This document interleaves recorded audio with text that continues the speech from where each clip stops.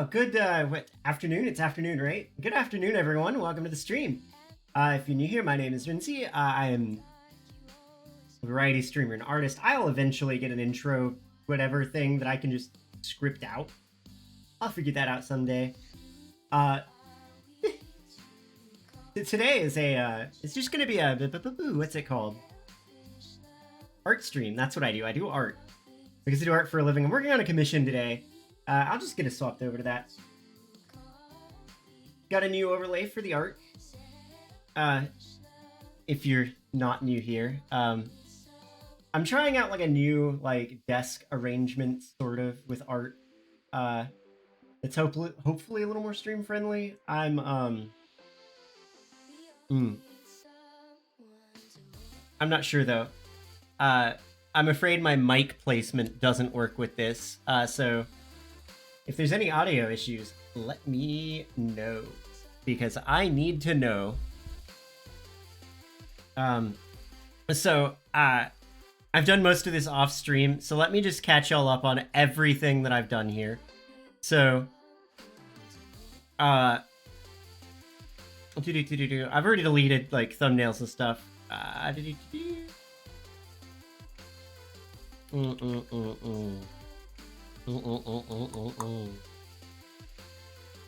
You can see it better with that on. Okay, so first I've got the character sketch in, right? Nothing like super major there, right? Like that's just our whatever it's called.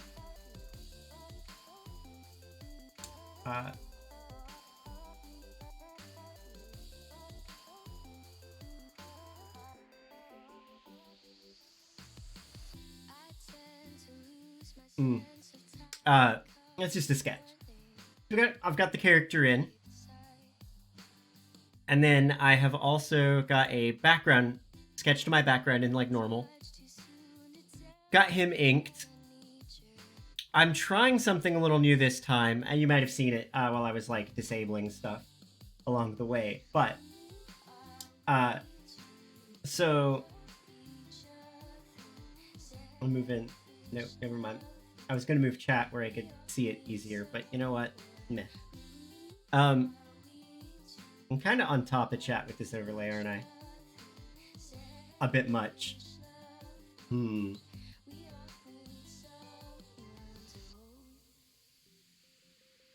on, I can fix this. Maybe.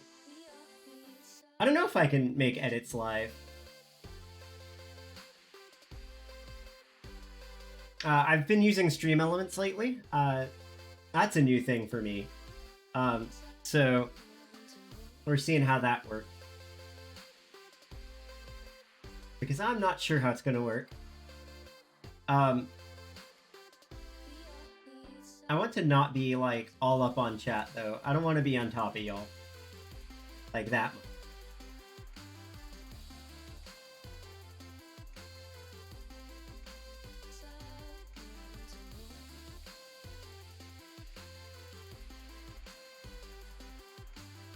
So let's shorten chat up a little bit, so maybe.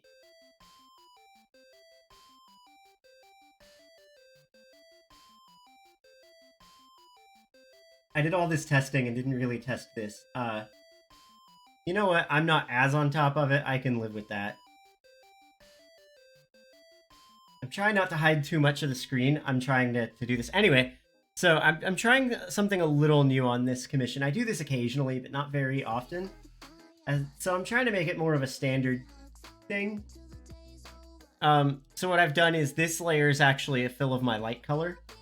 And then this layer is a fill of my shadow colors. So I just blocked in all of my shadow shapes in my background, which I normally do for characters, but not normally for backgrounds.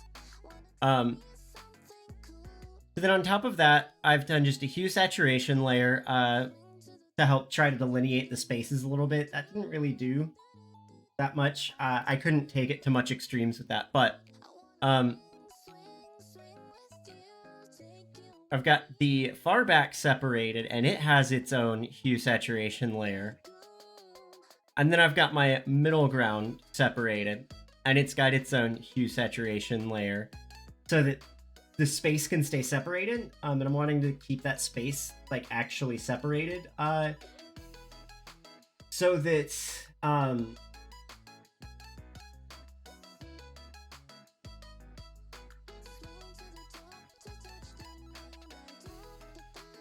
it maintains some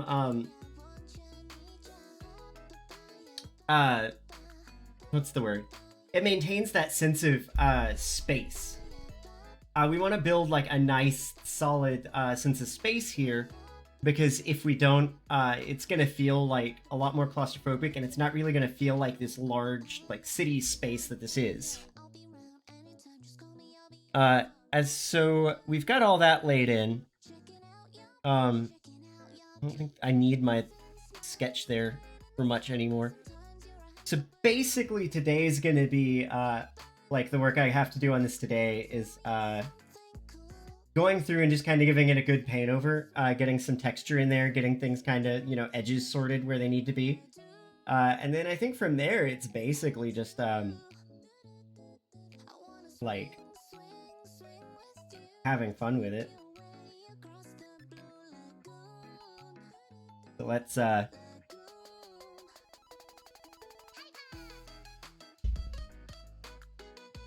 get that ball fucking rolling. I wish I could, like, get this to not make me look off the screen while I'm drawing. That's nice. Maybe if I just scoot my tablet over a little, it won't get angry with the VC face. Because it moves it, like, kind of in the way of the cam. And that's a problem. Anyway. So we're gonna just start probably painting on the back. I've been making so many, like... I've been having fun making brushes, and then, like, I'll fuck something up. Or, CSP will crash. With CSP crashes, it doesn't save any new brushes or settings you've changed. Which is vaguely problematic. But I've got this brush here that I've just named Bandy. And if I didn't have my set to pick up color from layer. So Bandy is just this, like, it's got some if I blow this up, this cursor up, you'll be able to see my brush shape. It's just a series of, like, weird, oddly shaped kind of, like, dots. And it's been really good for getting a more, like, painterly texture, like a bristly kind of feel. I'm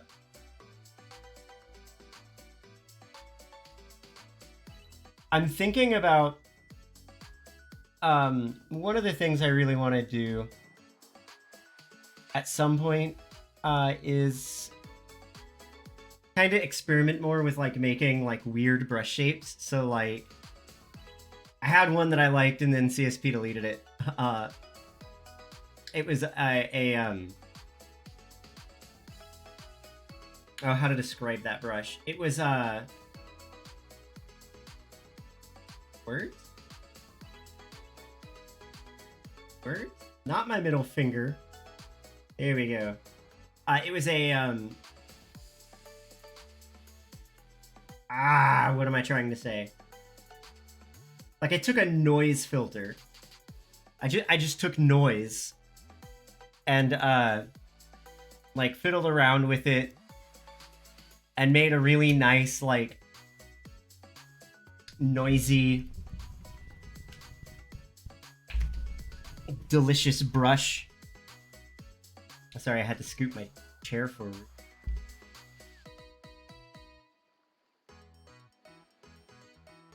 And it, I don't really need hard edges here, so I'm just kind of blending things out a little. What I might do actually. So these areas are all in shadow. They don't need really hard edges.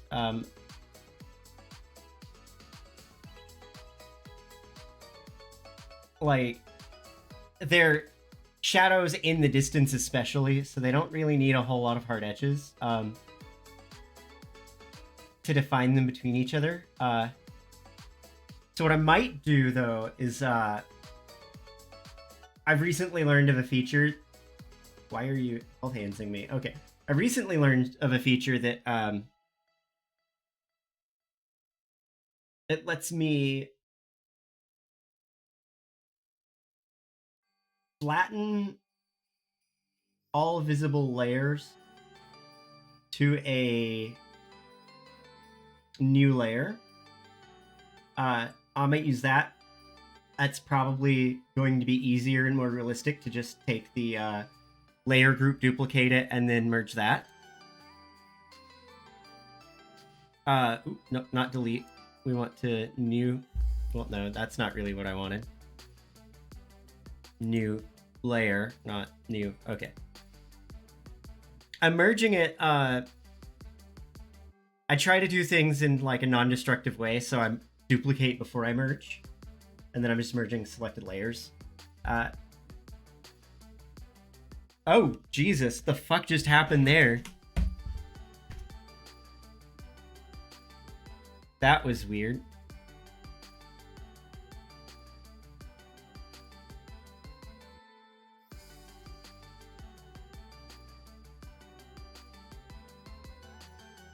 What's my undo history say? Let's go up to where I duplicated that layer. Okay. Ooh. Oh, I see what's happening. I need to also duplicate these layers underneath, maybe?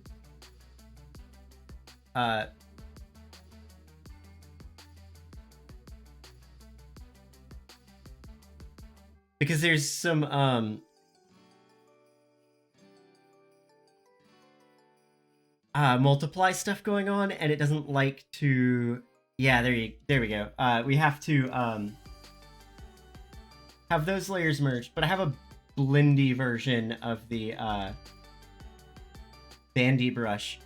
And I wanted to use that because, obvious reasons, because it's blendy, but, that comes with the caveat that,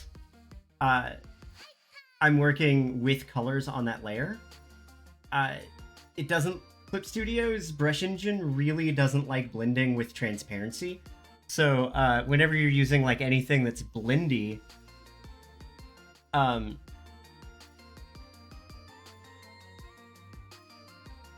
it doesn't really take too kindly to being told to do that when it doesn't have a reason. I'm gonna have to get these brick textures in at some point, but I don't want to do that right.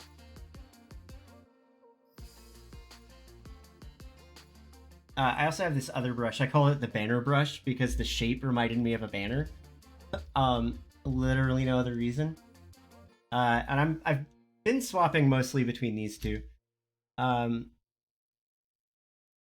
will freely admit I have been kind of lazy and still haven't set up my Gumroad page to be able to get these to y'all. But I will eventually have all of my brushes available for download. Let's go to the banner. I think I like the banner better there. I just need to get it in. Christ, just get it in. It's this line is not staying like the evenness. It's, but I don't know what. There we go. Hate when a line's being stubborn. I hate it. Let's zoom in a bit. We can see. I want to actually just take the not blendy for a second. I could try to explain a little bit more about like how this brush engine works, but I'm afraid that like my knowledge is also slightly limited. In a lot of aspects with it. Let's turn that off. I just want to like go through here. All I'm trying to do is get this to blend. I know that it takes the median point of where you're trying to work.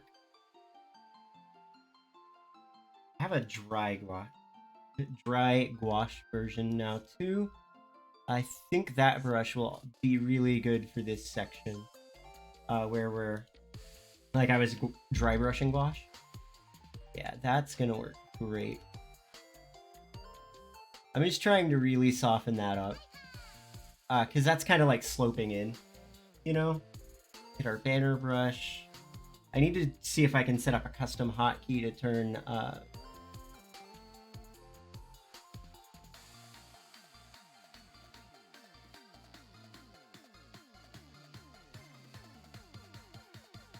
whatever that's called on and off. Snapping to rulers. I use it a lot and I swap between like my rulers on and my rulers off a ton. So it would be great if I could have a hotkey to just, you know, say, nah, fuck it, I don't want to do that right now. Let's swap back to the banner. Or not banner, I really like this bandy brush a lot. It's probably one of my favorite brushes I've made so far. And I want to make some variations on it in the future. I used a really grainy airbrush along the way that gave it this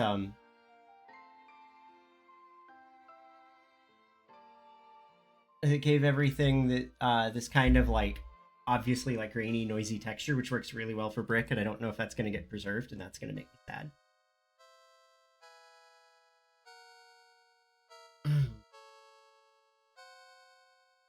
I need to work more on this overlay. I think yeah, it needs some work, I think. But I was trying to throw something new together in 10 minutes before I started streaming. And that's no good. Oh, okay. Let's see. I know this is like kind of one of the more boring parts of the process. I was kind of surprised when I ran a poll on Twitter a while back and people said they wanted to see more background painting. Not that Twitter polls mean anything unless you're trying to run the website, but it shocked me because, like, if I had to guess, I would think that nobody really wants to watch background painting as much as, you know, character art or whatever. You know, it's not that, like, any of those are inherently better or worse than the others, but, like, most people are more interested in characters than they are, you know, backgrounds. Shows me. I think Bowser rigged the poll. That's how I'm explaining that. Bowser rigged it.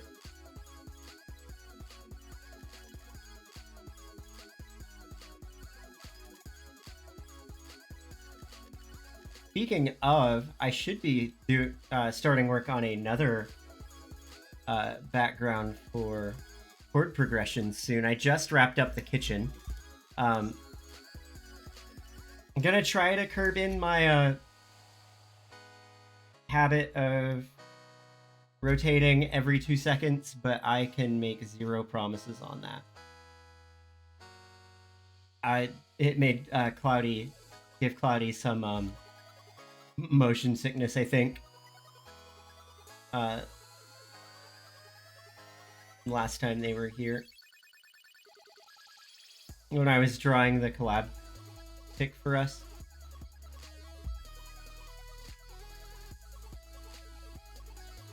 This is just kind of relaxing though, painting backgrounds. Like, I know most people just hate it. But I still think to some degree, I think we frame painting backgrounds differently than we do characters in a way that we shouldn't. I enjoy painting backgrounds because a background isn't just a background to me, it's an environment, it's a character on its own. It's its own like vital piece of the puzzle to making a successful piece. Is it's part of the story, and that's what art is, right? Art is telling stories. It's just a different way to tell them, and so doing backgrounds to me is really getting to dive in there a little on that story. I also have a blendy version of Banner. Use that here real quick, a little bit. The thing about Banner is that like it does these really fine lines if you go vertically, and I both love and hate it.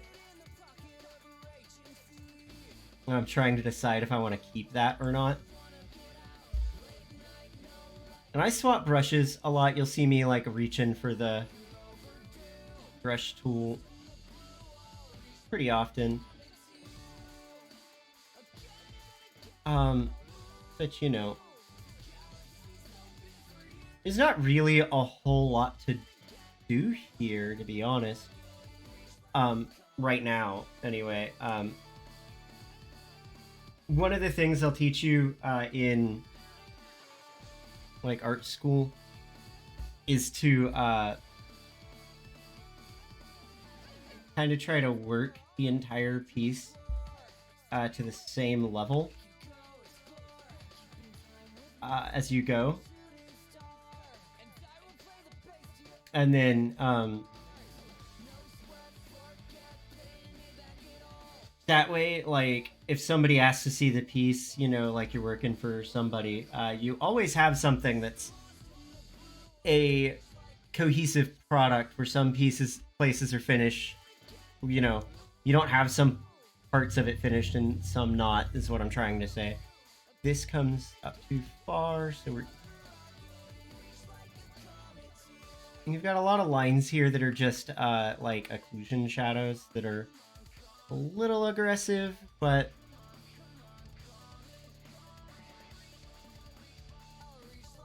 you know, you need a little bit of aggression in art, right? Because art is such an aggressive field. I don't know, artists can be pretty aggressive. I don't know if you've ever talked to one before, but artists can be super aggro.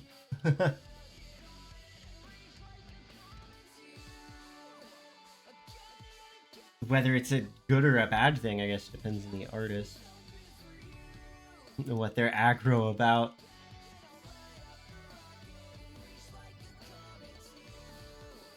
How at one point I wanted to be a gallery artist, and then realized that like that whole scene just isn't for me, because like gallery artists are some of the, I don't know, I guess I just had bad experiences with a lot of gallery artists. Some of them were really cool, and most of them were the it's not real art unless it's like a deeper meaning and like references 18,000 philosophies that 90% of people don't really understand. I don't know.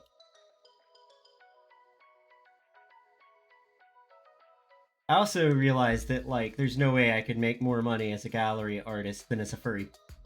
Almost said corn artist. I don't think Twitch is appreciative of that avenue of revenue for me. But you know.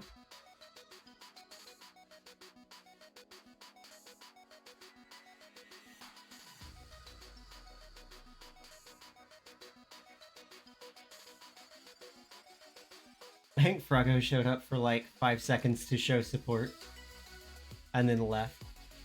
Because this is a commission for Froggo. Alarm Frog. He goes by like 18 different things. Varuna. It's his monkey. I don't really draw monkeys that often. I always get nervous when he like commissions me for his monkey. It's hard to like make a monkey anthro without just drawing a monkey or drawing a human for me. Like, oh hey, there you are.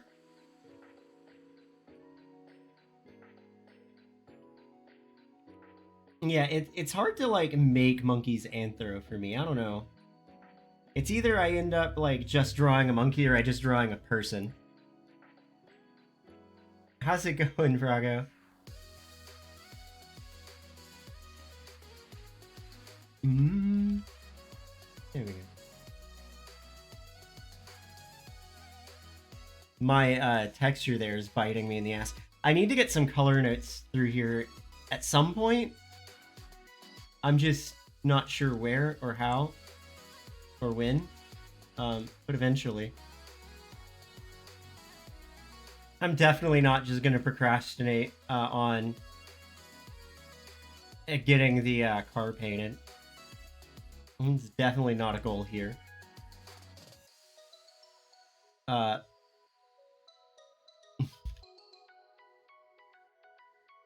got the car drawn in and now I'm scared of it. I started trying to shade it and like some things went really wonky with it.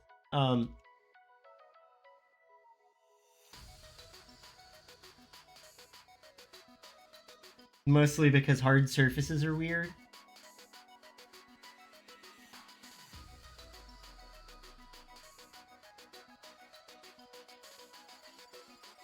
Just try to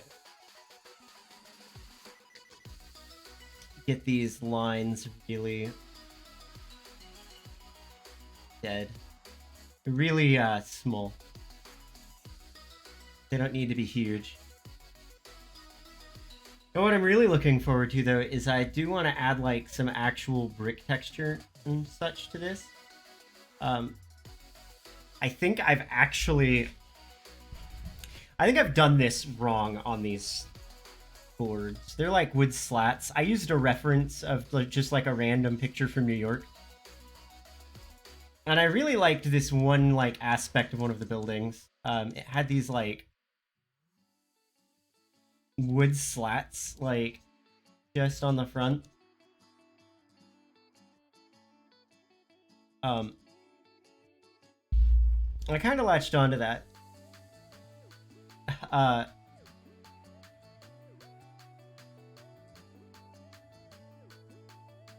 like the texture that I'm getting from just kind of dragging this brush down with the perspective in this area, so I'm doing that for a second. I've drawn him like 3 times, and every time he comes out looking like a different anime dad, so I don't know if that's doing great with him. Last time it was Uncle Eero. This time it's Von Hohenheim.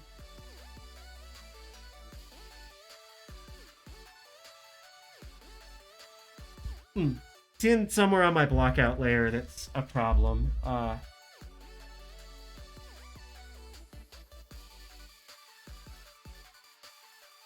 There's always like some areas of the blockout layer that stay filled just because of the way that I ink, but you know. I'm so glad I'm over that like phase of my artistic career where if I didn't do something exactly like my heroes, I had to be doing it wrong.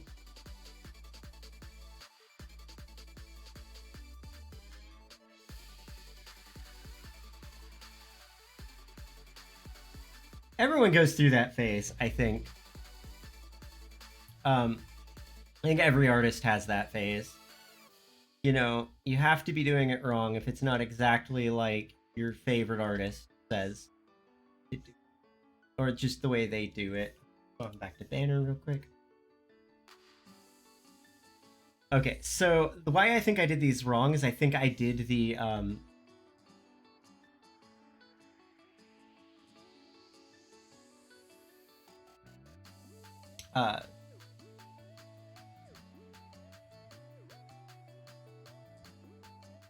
the shadows there are a little too strong, a little too dark, a little too blue.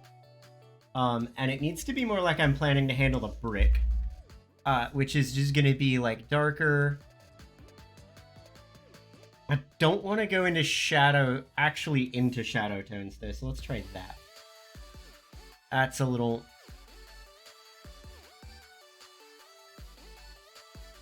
like something like that to separate them. And then I can blend some of the, that tone in from the top. That still doesn't feel dark enough. So maybe I had it right the first time. Right-ish the first time.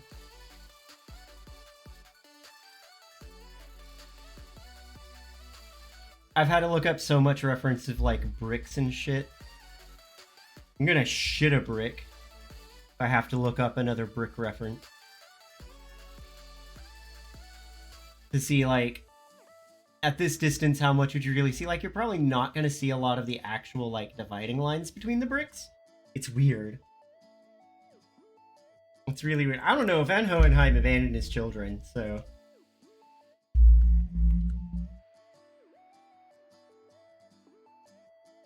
Of the anime dads, I think Hohenheim might be one of the worst ones.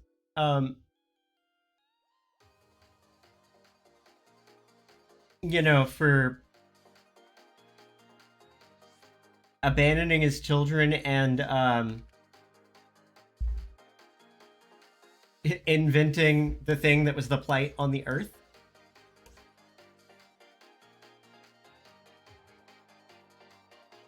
I don't think you just get a free pass on that because you're hot.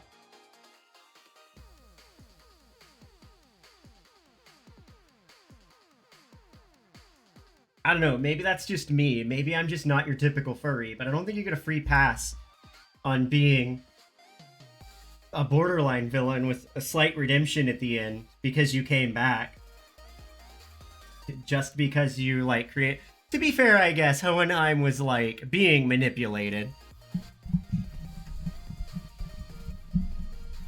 I mean, I guess we can give him that. How is the audio, by the way?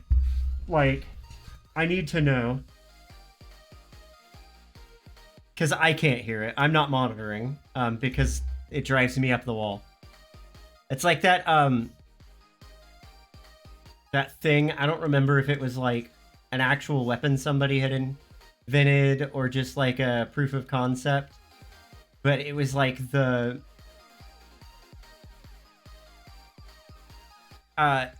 it's called phase cancellation, is the principle. You basically use,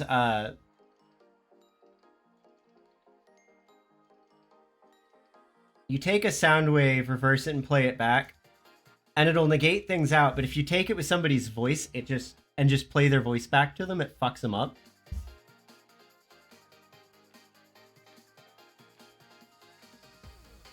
I'm actually going to take that just a tad lighter across the top.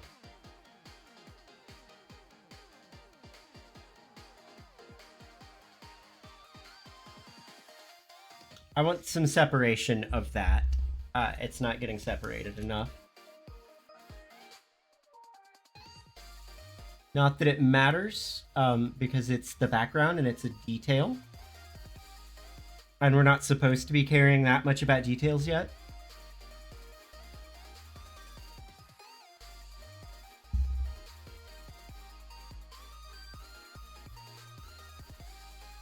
Come on.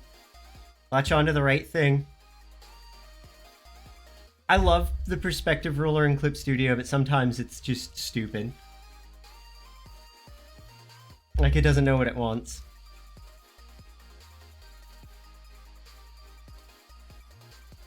we don't get cast shadows in shadows, so these areas are gonna end up being blended out. I'm just gonna kind of drag them out for now.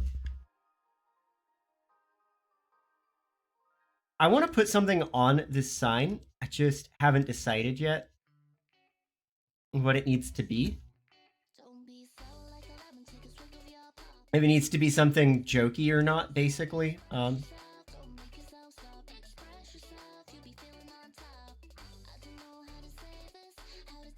don't know.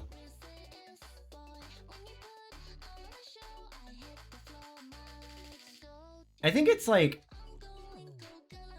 jokes about New York are jokes that like always dance that like awkward line between being like either like they could be okay or they could be like borderline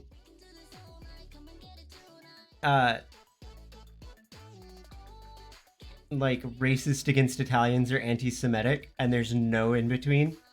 Like, I don't know.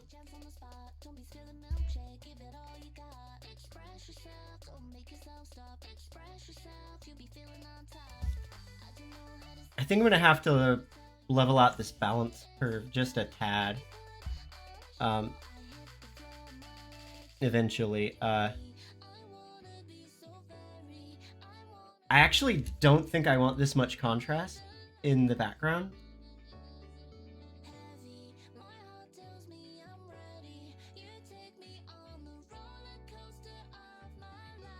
God, I love the texture this brush has. Like, I'm in love. Like, T-Pain can have all the strippers he wants. I'm in love with a paintbrush.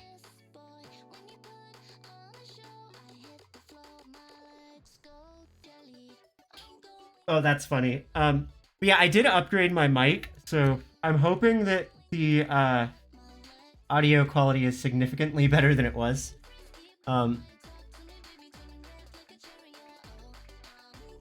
I did have to fiddle with the EQs and stuff. I'm learning a lot more about how those work lately. Because I've been working on like learning to produce music. That's been a journey. I did actually manage to finish a track. I haven't really posted the finished version anywhere yet. I'm debating if I want to go back in and fiddle with the mixing more, which I know I shouldn't, and I should just call it done. And leave it alone, but if y'all know anything about me, y'all know that I don't understand the concept of leaving something well enough.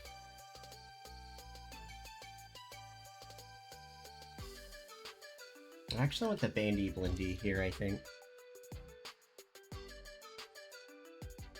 I'm just trying to get a little transition into that,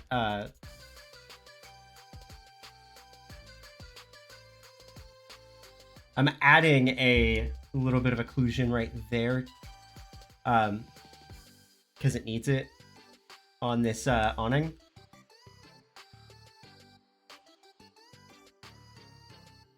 Also, I think that's really hilarious how like overzealous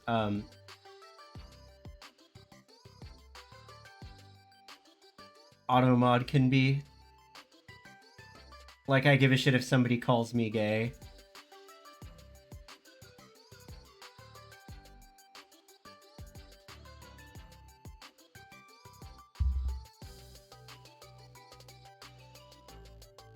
That needs to be darker and probably more purple.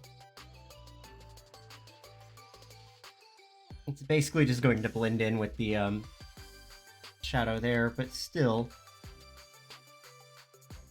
that's besides the point.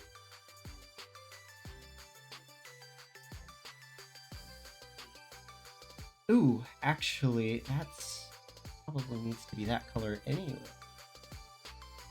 There we go. Now let's push you like way over here. There we go. I'm really liking the way this is turning out so far. This is one of my favorite commissions so far.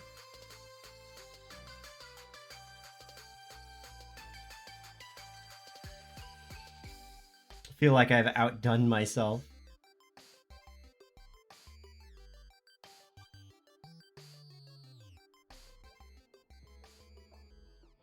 Or I've been outdoing myself.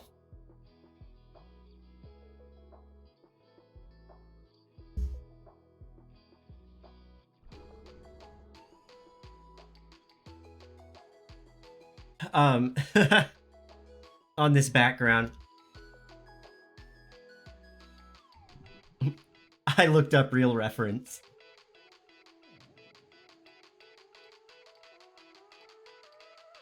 I have to admit, like, a lot of times when I do stuff, when I draw, I do, like, kind of skirt using heavy amounts of reference. Like, I usually do end up needing to reference, like, a couple of things no matter what, but,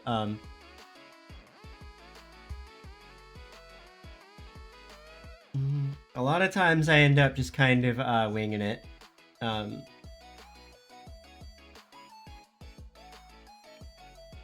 And that wasn't exactly an option here, with the buildings and stuff. And the fact that I wanted to add a fucking car because I'm a fucking masochist.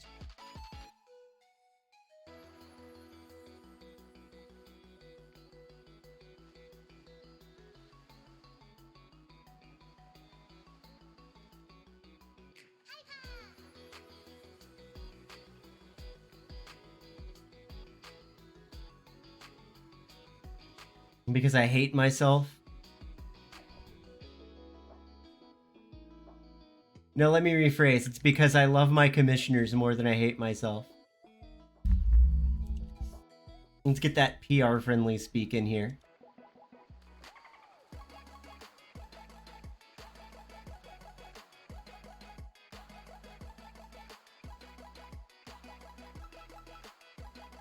Something wonky there. I don't know what's going on there, but I'm gonna fix it by blending it out. I'm gonna fix it by blending it into oblivion.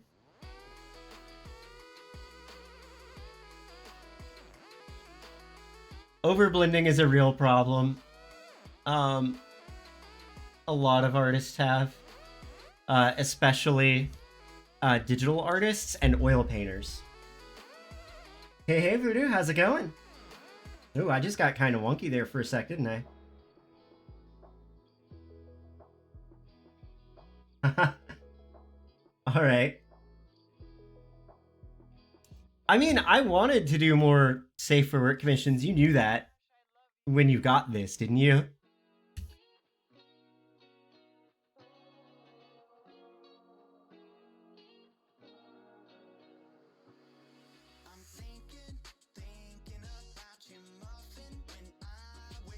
I need to have just a section there that's a little darker. I don't even think it needs to be that much darker. I just need like something here that's gonna kind of, you know,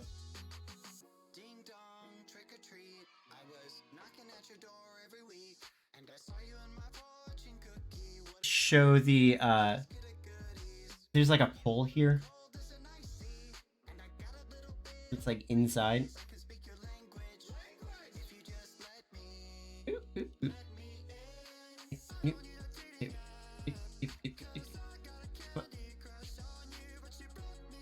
Wow, this song.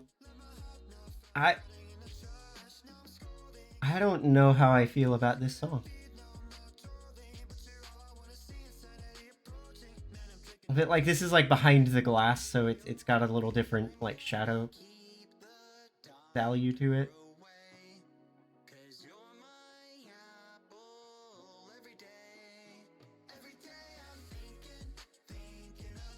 Trying to just put that in.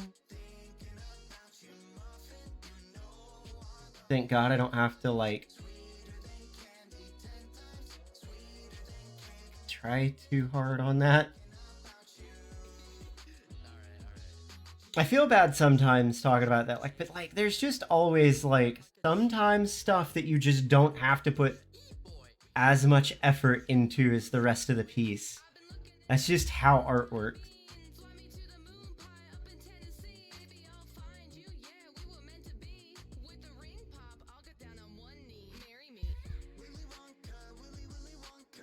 I'll show you my Willy Wonka. I mean, yeah, it is a cool way to start the new year. I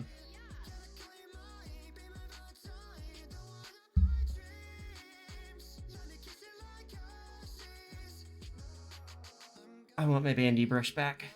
The bandy brush is really good for these areas that are in shadow that end up with kind of soft edges, because no matter what I do, I'm going to end up with a pretty soft edge. Because texture. So when you're trying to make, like, doing edge work, there's, like, a handful of ways to do it.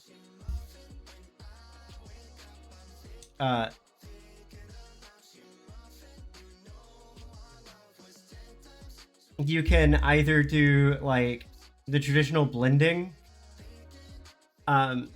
which is where you just try to smooth gradient between the two. And that's related to the another one, which is like steps of colors that, like the lower contrast between two colors, the softer the edge. So like the softest edge would be there's no contrast and it's one big gradient. But you can do steps and it'll still read as a soft edge, even if they're hard, as long as the contrast is low enough between the steps. And then my favorite way is texture. But you see me using the steps too a lot, because it's how I normally blend instead of actually blending, per se.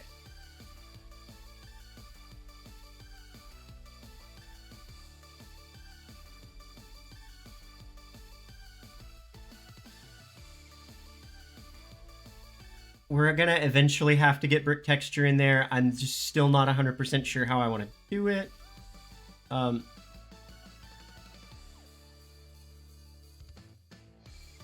You know that this area, we just like pick that light color and set a multiply layer and see what happens. Let's get a little warmer.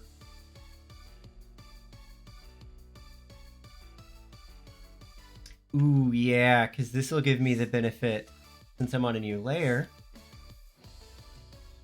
Oops.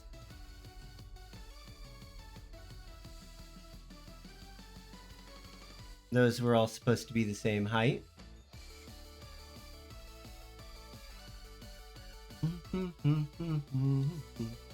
Pick up color from layer. There we go. It's tricky to do when you're... Oh, thanks for the pets. Oh, yeah, I saw that. I'm still not entirely certain what the difference is between a clouded leopard and a snow leopard is, except that the clouded leopards... clouded leopards look like the slightly tamer version of a snow leopard. And they've got better noses, because their noses are like bright-ass pink. Sorry if I'm not like immediately responding to chat. I get in the zone.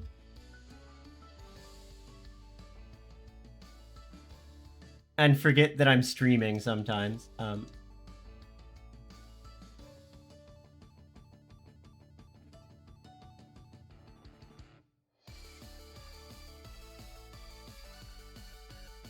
I haven't been streaming a lot of art lately either. Just because, like...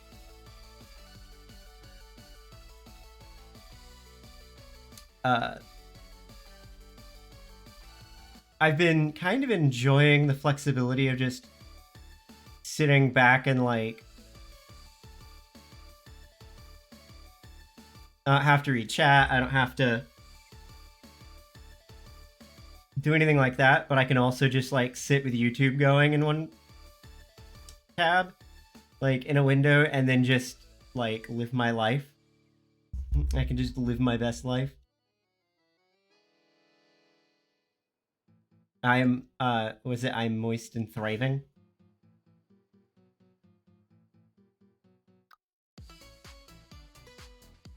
Wait, what? What are we saying? Schnurg over? I'm confused. Okay. Let's see. I'm gonna go just back to the other layer. I'm adding just a little bit of a border there.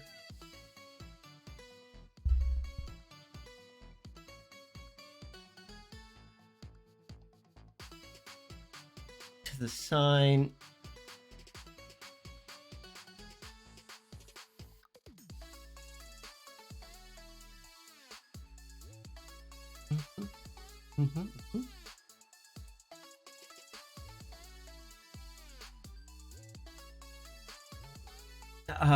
I'm afraid that that was a...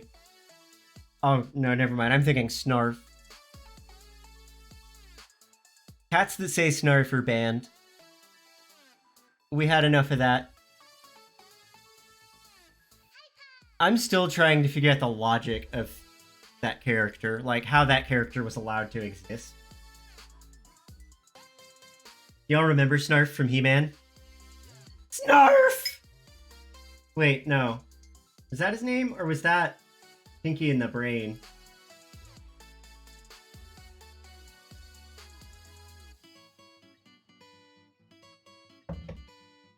Fuck, my childhood is all just running together now. I'm old.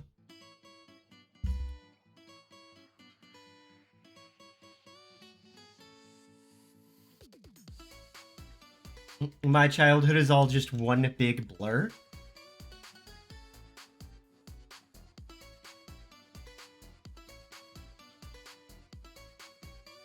Because it happened many moons ago. I know the character that I'm thinking of. They did the reboot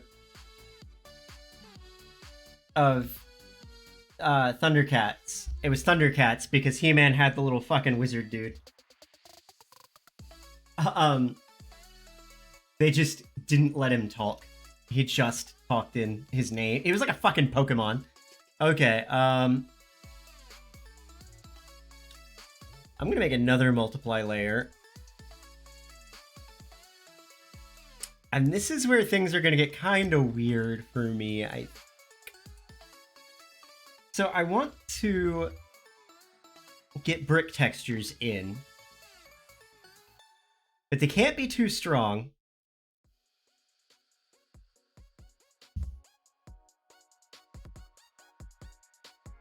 And they can't be too weak either.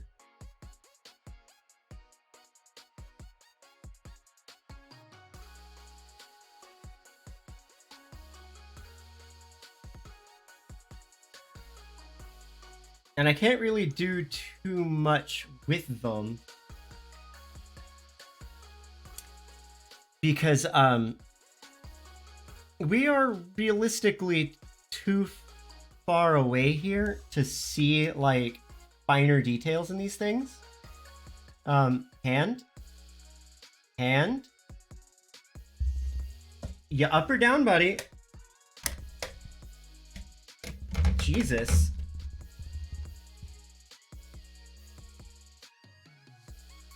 My hand was just vibing on its own there.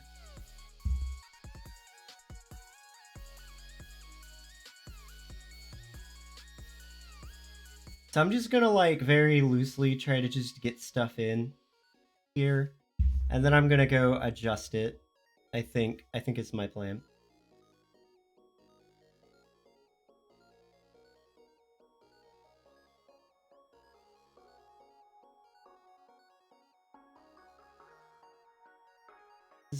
I want these to look good.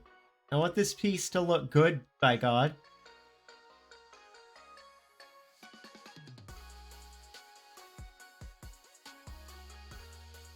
I don't know what's up with the fucking leap motion. My leap motion has a fucking mind of its own. Christ.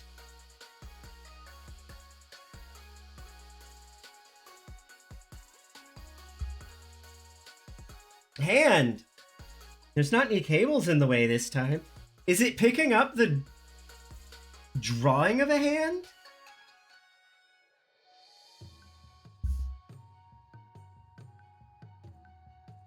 I didn't do that good, did I?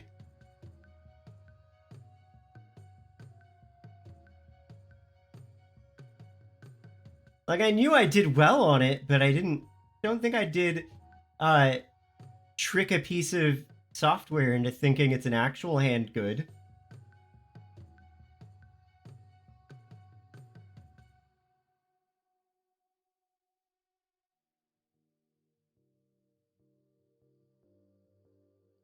I forgot about this.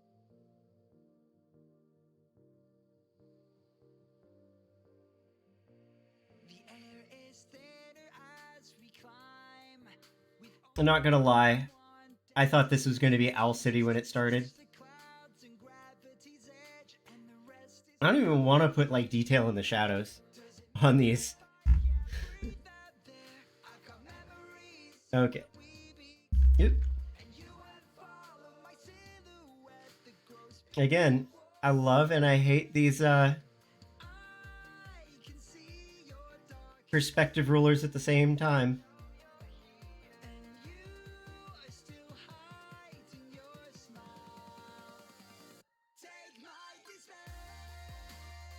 I'm not making sure they're completely even. I'm gonna erase like 90% of this anyway. Come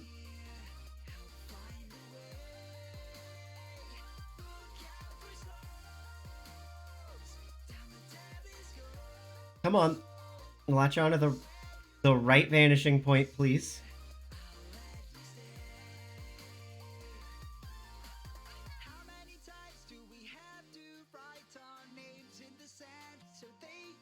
There we go.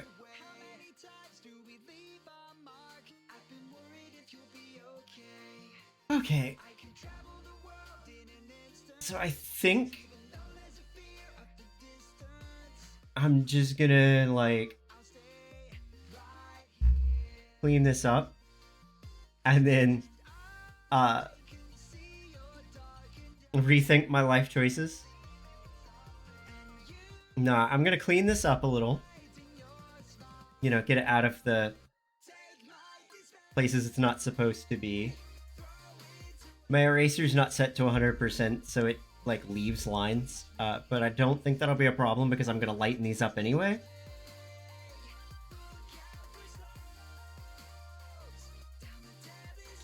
There's one right there that doesn't need to be. I don't know if there's any more stray lines. We're gonna pretend there aren't.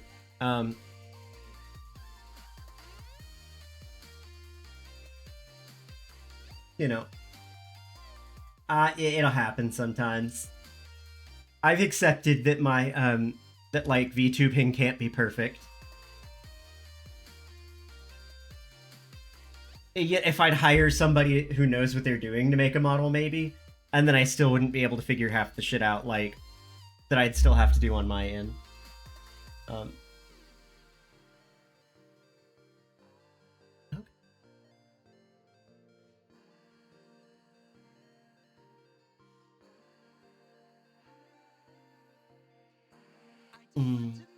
Yeah.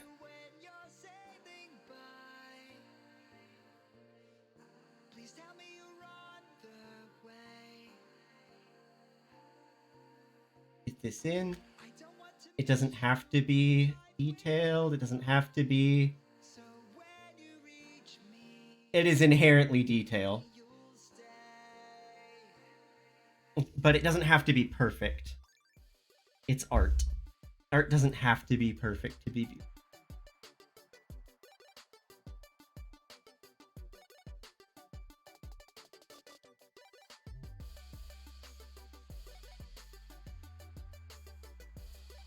I'm going to be toning it all down anyway in a few, so,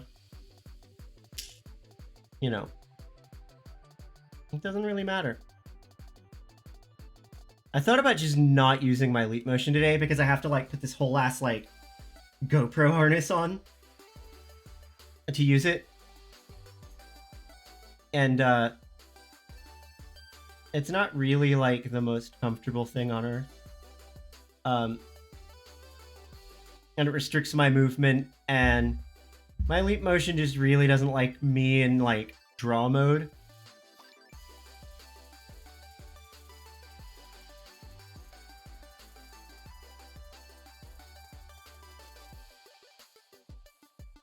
I think that looks pretty good. We're gonna lighten it quite a bit.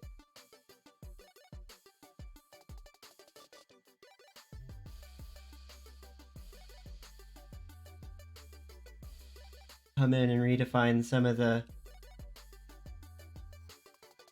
lines that got super lost.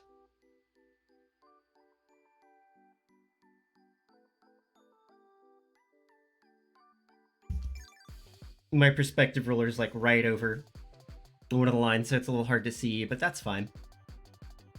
Pomade is fine too. And we're gonna do the same for this building.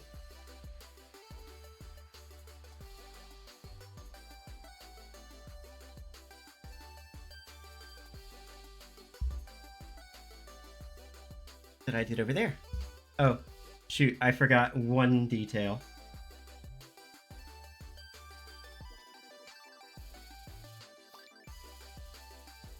There's supposed to be a little vertical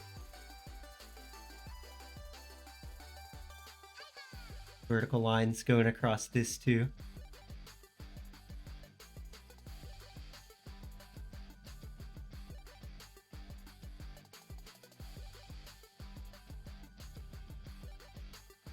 Not that there's any actual vertical lines in this entire piece, because it's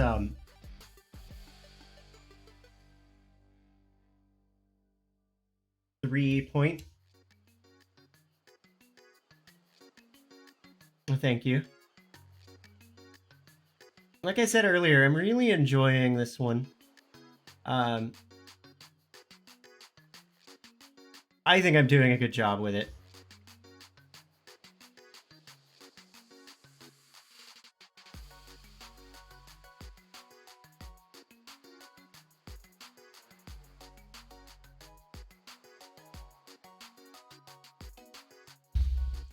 Which is always an accomplishment, is if I can work on something and think I'm doing a good job. Not like to disparage myself or anything, but you know. It's just one of those artist things where you don't really feel... No, that's not what I want to say. You don't like always recognize your successes. You know?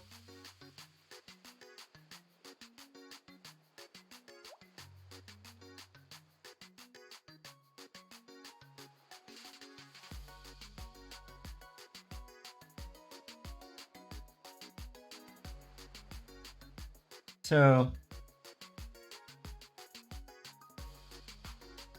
sometimes it's like you're so used to doing a good job that like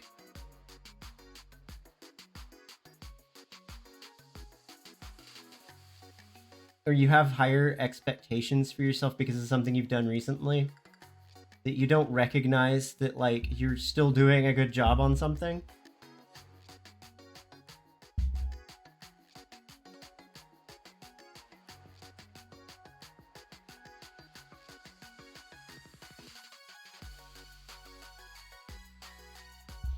And there's some like areas to go back and touch up on, but you know what?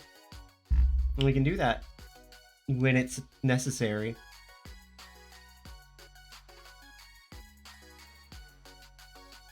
I forgot that I need to be like dragging these all the way across, so that I get those other parts of the building.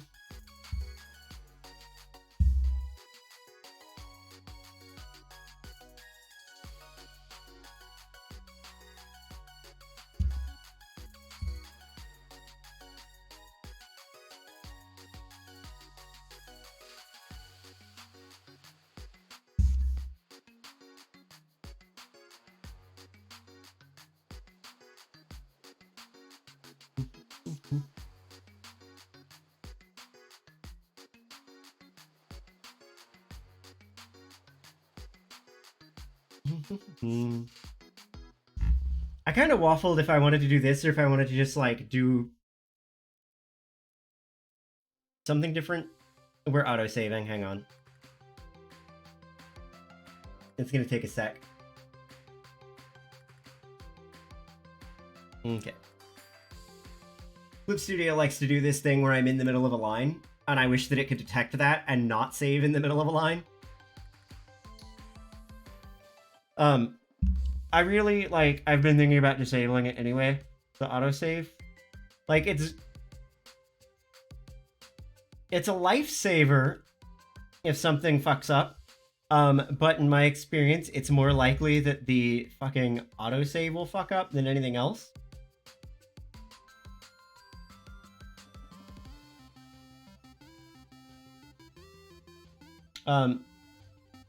Like, I get more crashes in Clip Studio from the autosave saying fuck you than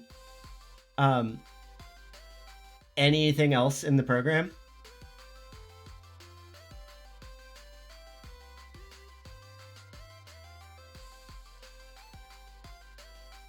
Not really sure why.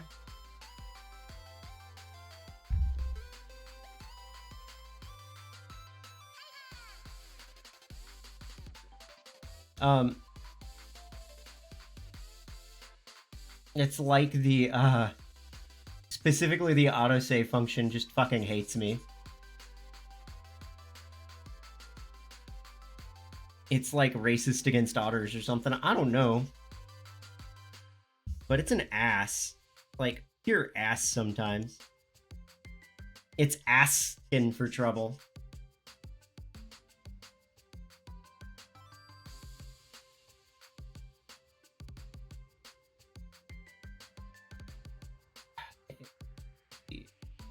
Dot. This one's gonna have a similar pattern to the one next to it. I kind of wanted these to be like tonally distinct buildings, but I think that actually would have hurt the image more than helped. I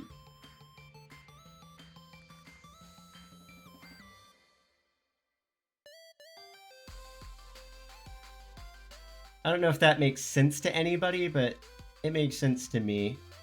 That's all that matters. Like, when I say totally distinct, I mean like one of the buildings have a more I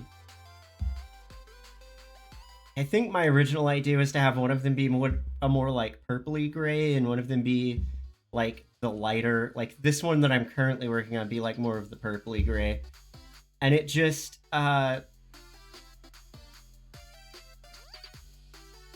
like I think I tried it and it just didn't look good.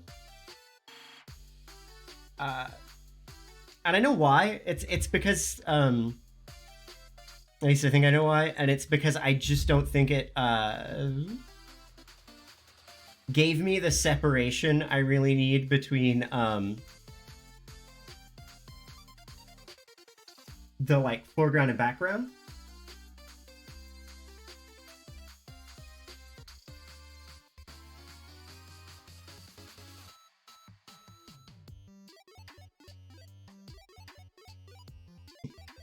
Yeah, they did kind of come out the same, didn't they? It's okay, we're backing it way the fuck off, probably. And this is actually my favorite part.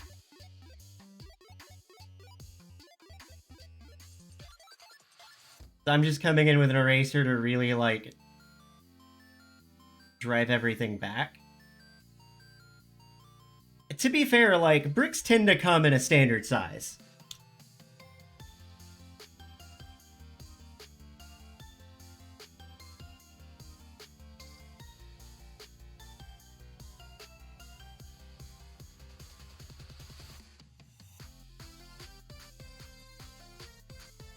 That's my excuse.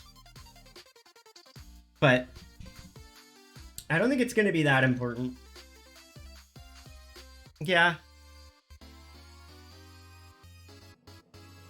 Maybe they're different size bricks, different, like, building techniques. I wanted them to have different brick designs, but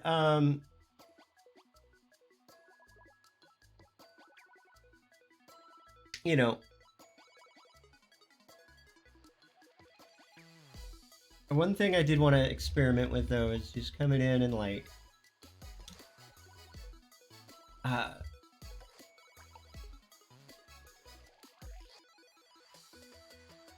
give them like sections of,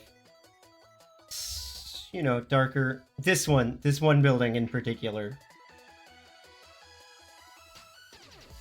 just a few sections where the bricks are darker.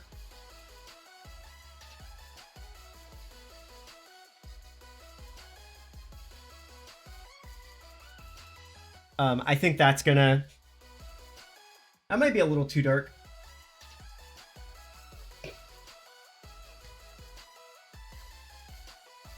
To be fair, this is technically based in New York, based on New York. Biotechnicality, they have some concept of city planning, but I don't think it happens until about 200 years after half the city was established, so...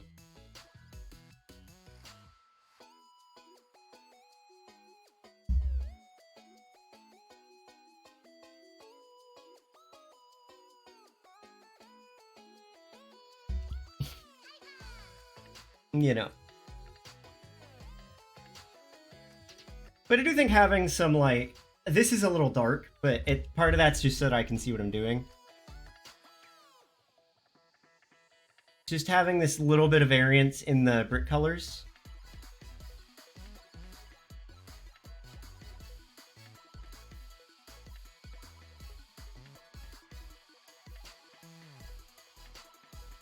Because bricks do weird shit. They're never, like, that uniform. But I'm gonna take this and I'm gonna lighten it up in a minute.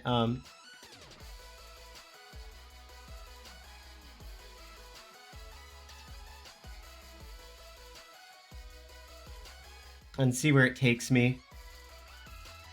Not every idea, unfortunately, is a winner in art. So I may have to undo it, but... C'est la vie.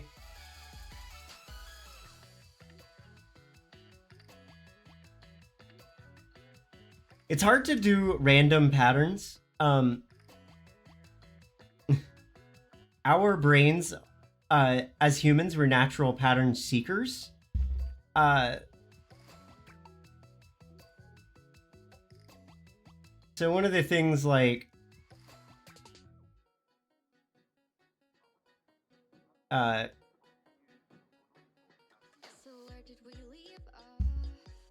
you have to be careful about in art is you're never gonna do a truly random pattern. That's why, like, you can't really do your own random brushstrokes and then be truly random. You'll eventually fall into a pattern and people will see that.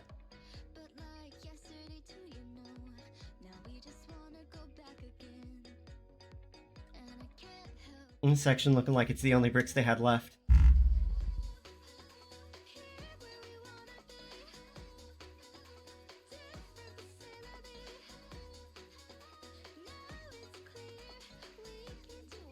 And these just being it dark.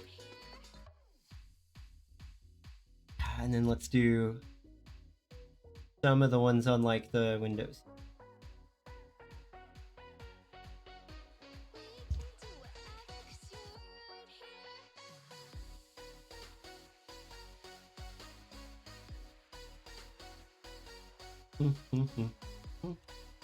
Then I think I might come in and erase a few of these, just a little. I've done something similar to this technique before. I know that it works. I just don't know how well. And that's the best part, is like what worked for one piece isn't going to work for every piece.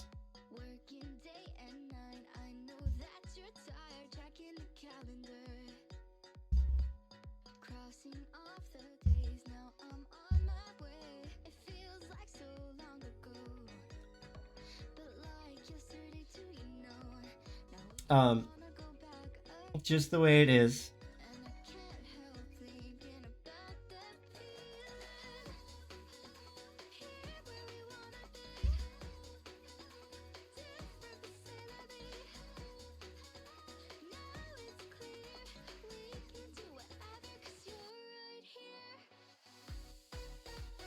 I could probably pull that back.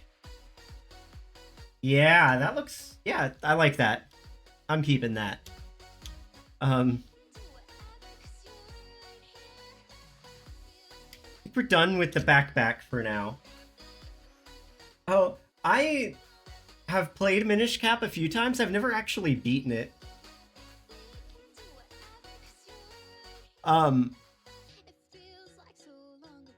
It's just one of those games.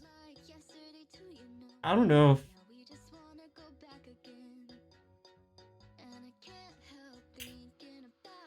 Ooh, I'm not going to be able to do the same thing that I did for the bottom, though. I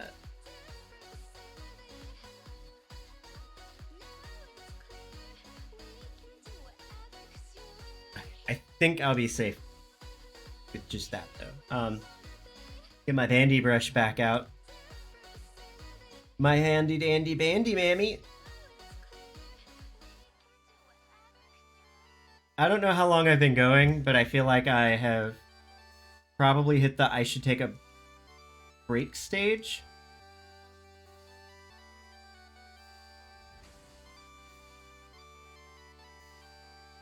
The middle section is literally just the car. To paint the rest of the fucking car.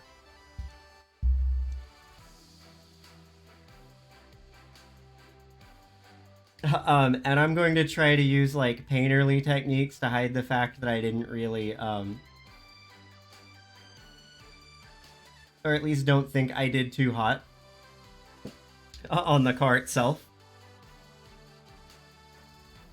I even started with a reference, like I got a 3D model and like rotated it around and like did it up, and then was like, I don't feel confident in this.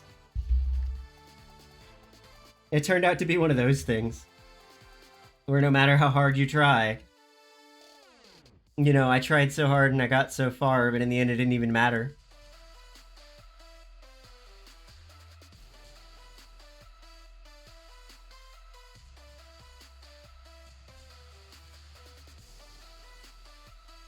I think the blendy brushes are probably going to be what I want here, not the regulars.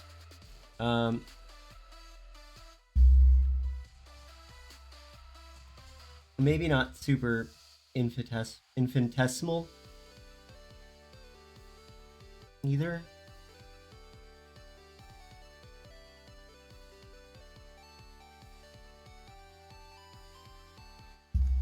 But I don't want to bring like any individual point of the piece like too far ahead of the rest of the piece. At least for the background. I do kind of just wait till the last for the characters.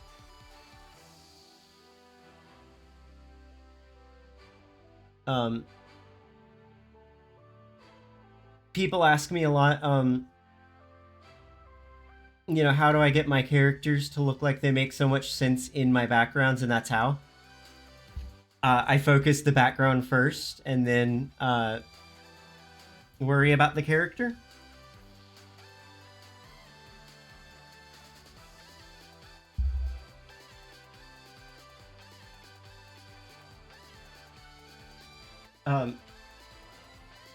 Oh, but you can always replay it.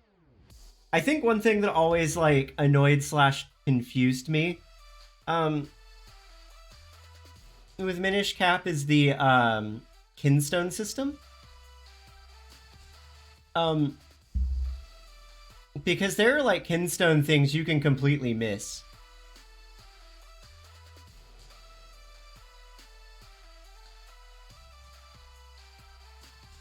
I need to hurry up and finish my Majora's Mask playthrough.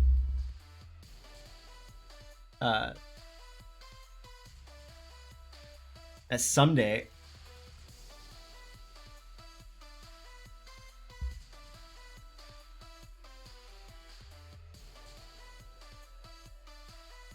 I'm getting so close to beating it. I am in that. We've made it all the way to the Zora dungeon. Oh my god. I have new headphones. Um, and I just kind of freaked out a little. Because they are a significant step up from what I had, and it's really sad because they're still like kind of in the same price range. Um, but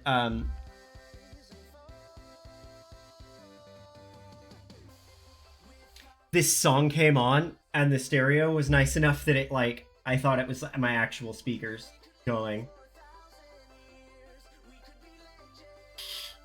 Oh, they are definitely like people who sell real kinstones for sure. I think you can find them on Thingiverse too to just 3D print your own if you have a 3D printer or access to one. Which, if you live in almost any U.S. city, you probably have access to one.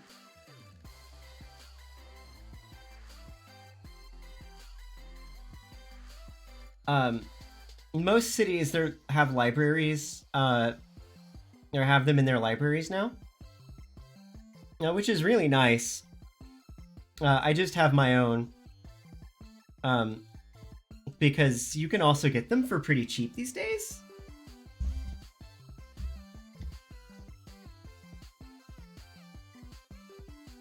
Like, I mean, I say these days. I bought mine like 4 or 5 years ago at this point, probably. And it was $120 for a 3D printer. They're kind of amazing in how quickly the technology advanced and then also like became so normalized. I think people just kind of forgot it existed.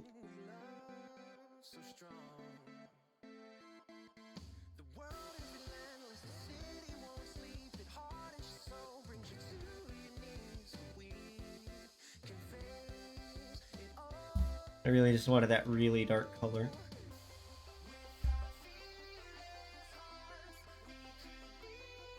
Yep, don't want the blendy. I want the normal.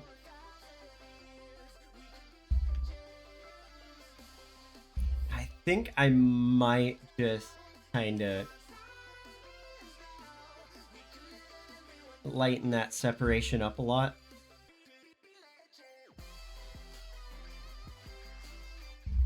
Like, it's technically a, oh, what's it called? Occlusion shadow, but it's kind of like I had with the,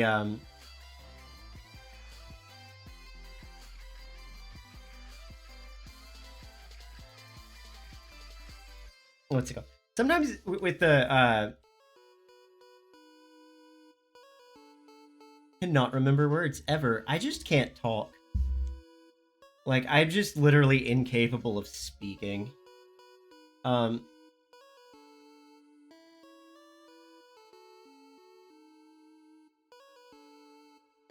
think I've modulated the color here too much. This is supposed to be a gray car. It looks like a yellow car. I'm gonna have to figure something out about that.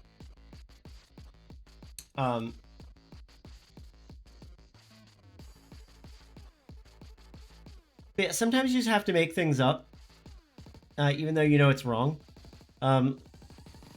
Like, technically wrong because there's another concept that's more right. And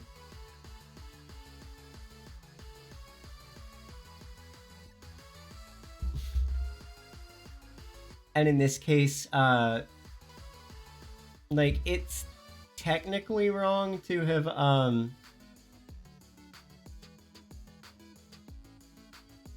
not also just made that, occlusion shadow the darkest thing there. Like, one color all the way through, they don't really change color. They're literally the absence of light, so they should be black all the time. But that's not really how they work out in a painting, because that's how you get, like, occasionally get, like, these bands of, like, it's just way too strong. And it doesn't look right.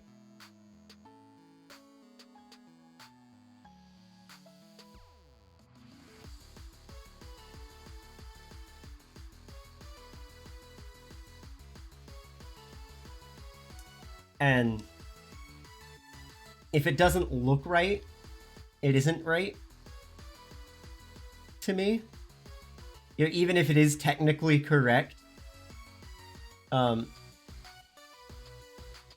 that's where, like, with art, design sense kind of comes in, I guess. A lot. Is that it's not good design to leave certain things certain ways. And it's your design sense that tells you, you know, should this stay the same or should it be changed with artistic license to look better? You know? Sometimes I just feel like I'm giving, you know, myself my daily affirmations when I'm talking on stream.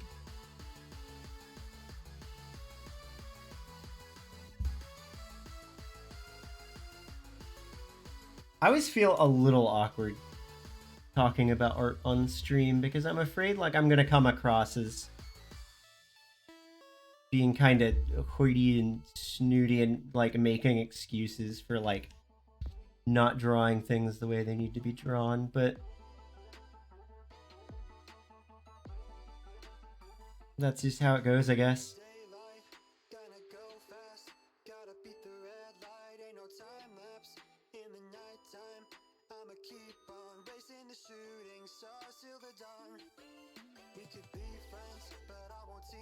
I know there's going to be highlights on this stuff too. I've intentionally left those out so far. Like my really light highlights. Because you want to use them kind of sparingly in art. Otherwise, you get like a memeable DeviantArt, every body is oiled kind of stuff. I mean, if that's your jam, go for it, but I'm not.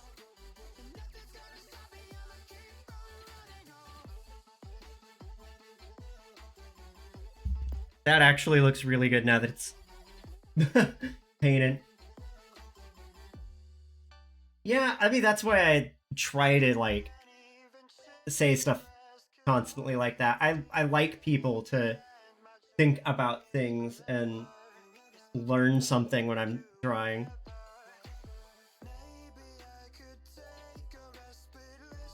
I want people to learn things from watching me draw.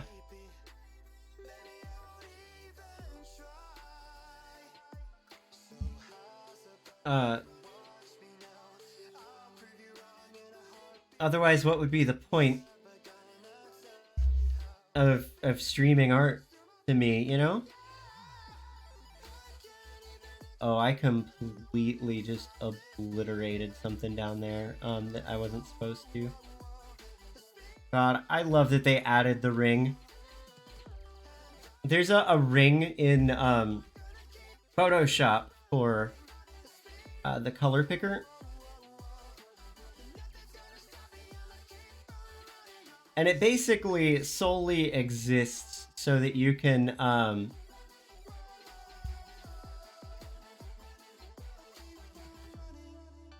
you know, see your colors when you pick them. Kind of obvious there on what it's for. But it's a godsend. I love it. Because I color pick so much. You know, I like sometimes I've got to get these like really tiny lines and really tiny areas where I want to bring a color through, and I can actually like make sure I'm on that line and I'm getting the color that I want.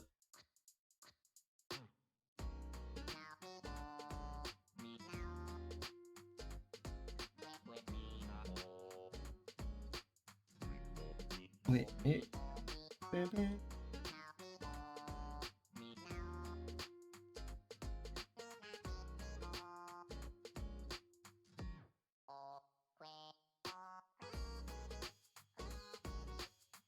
If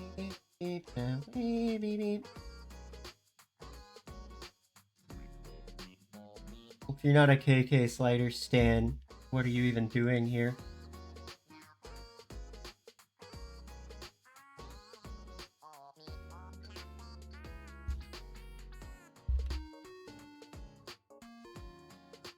What are you even doing with your life besides productive things?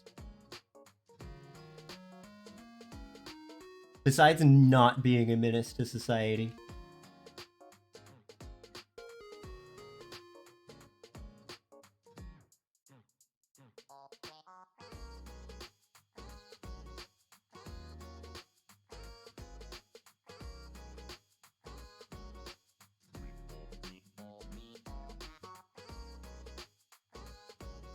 Let's get the blendy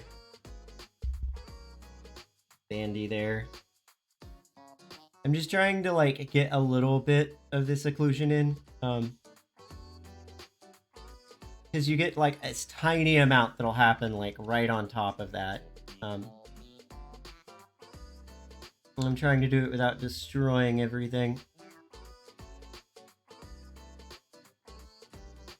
And usually I end up with like multiply layers and stuff towards the end of a piece anyway, but you know.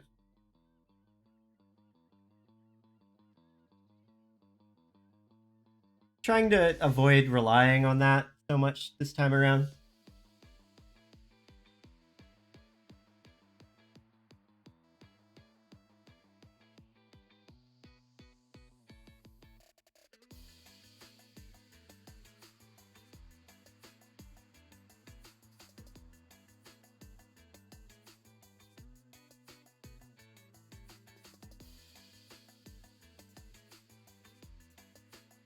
Dun, dun, dun.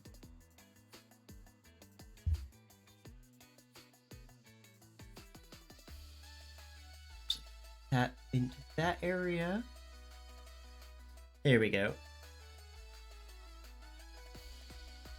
Maybe.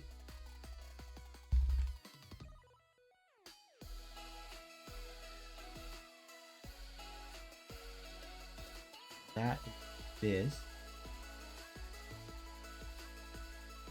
Actually think I've got this going too far. I don't think that's supposed to go all the way to the wheel well. I think it's supposed to stop like right at the well.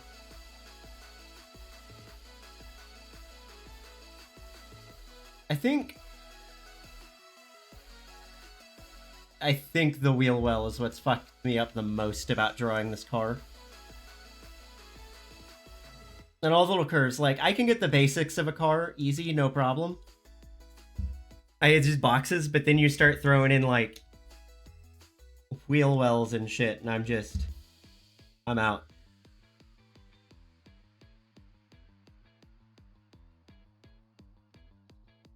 Gonna bring the shadows up a bit in the hubcap.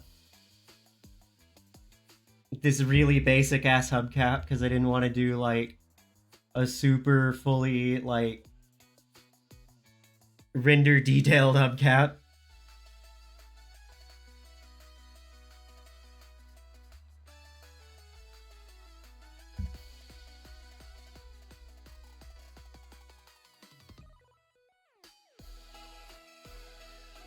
You know, it's like a classic hubcap. And I don't really think I need to do much with everything else on this besides that car, but I'm gonna... It's just a little pass with that. With a not blendy version of it. Just to get a little more stroke in there.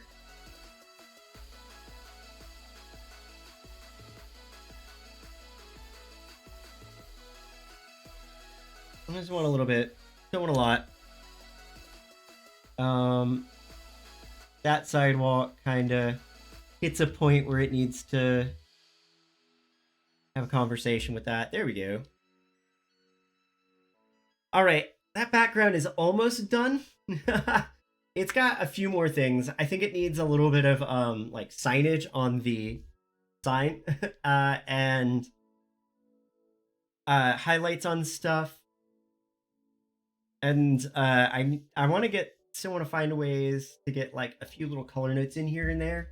Kind of bring a little bit of the shadow color into the uh, light color and the light color into the shadow. So a little bit of yellows in the uh, shadows and a little blues in the lights. But before I do that, I'm gonna go take a break because I think I've been at this for long enough. I'm warranted a break. So I'll be RB.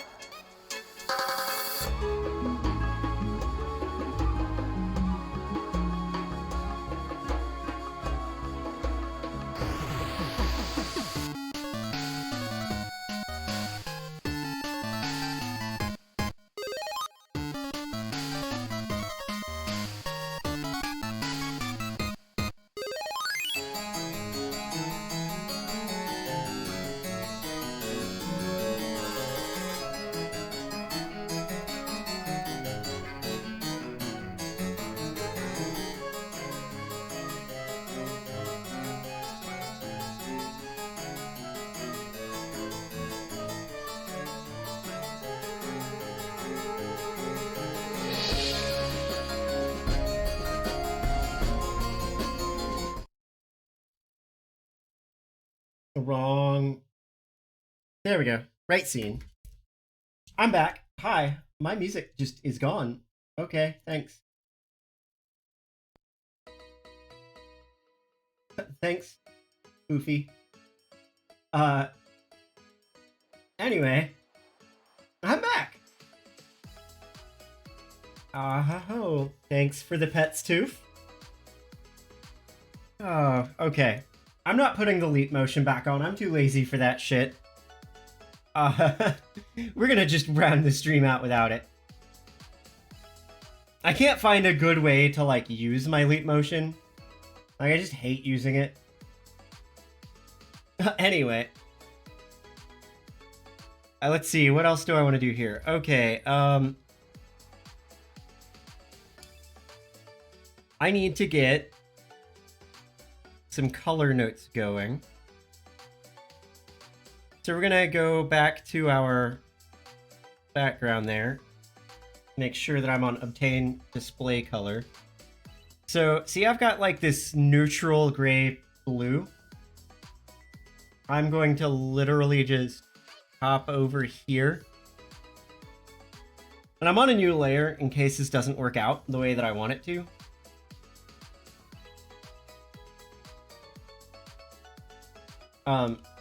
I'm actually going to shoot more for oranges, probably. I'm just adding little, like,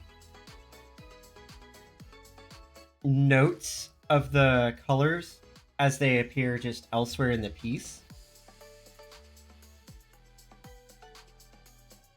Sort of. I'm adding little notes of the light colors here. It just brings a little life into the piece, to me. It's subtle when it's done right. Like, you can take it, I say that, you could take it really far. I prefer not to. But I think it's going to give us a little more vibrancy and color here. I'm alright. I'm surviving.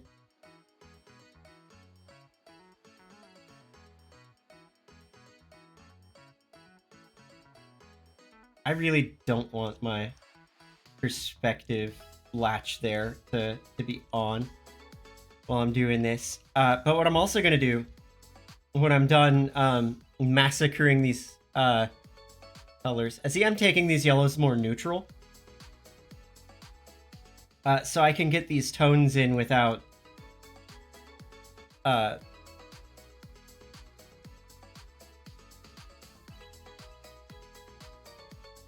them being like disrupt. I'm trying to keep the same values. Kind of hard when you're using yellow on blue because they couldn't be more different.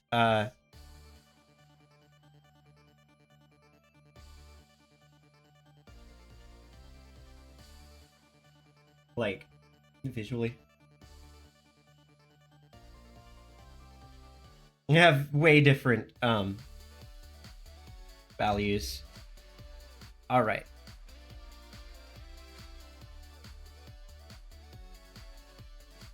And the more neutral an area is, the more yellow I can just squeeze into it. Oh, nice. I hope that works out for you. Let's see. Yeah, see, that blue was too strong, so I can knock it back.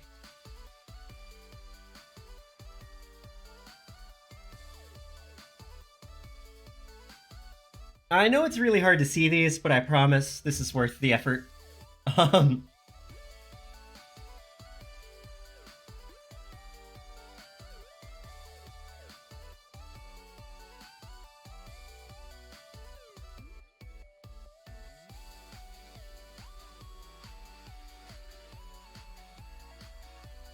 It's just going to give me that little bit more just vibrancy in my color. If you've ever heard the like somebody talk about color and they say, oh, it's like the colors are vibrating, and that happens when you've got oh, what's it called,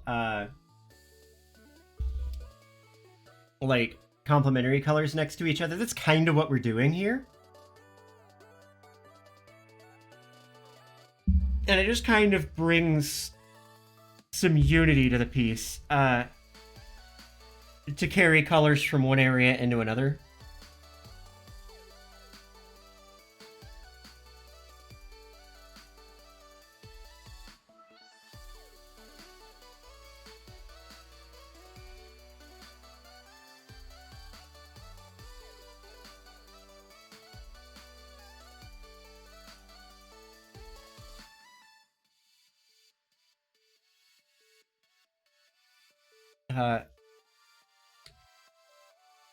Just a few little dabs of it here and there.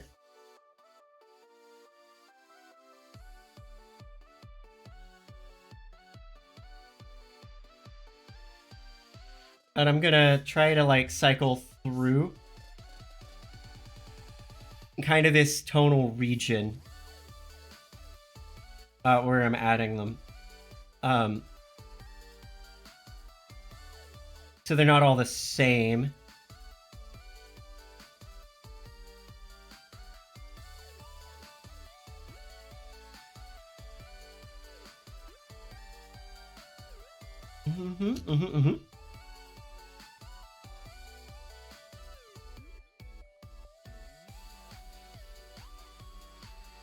Let's see how that's just...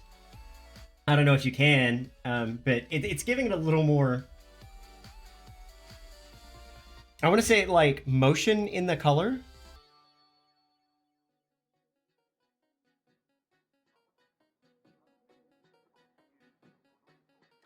I don't know. It's a really nice effect. I've been doing it for a long time.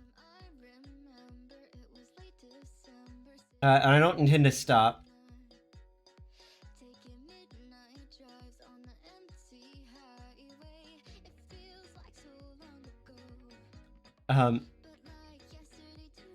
It looks good. Especially if you use it towards these, like, transitional areas.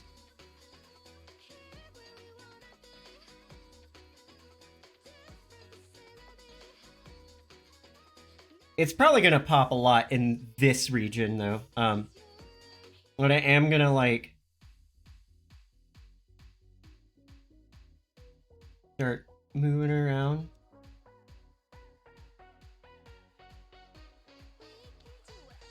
On that color wheel. And I don't want to put too many of them in. Too many will, like, we don't want to lose our, like, local color there. You know?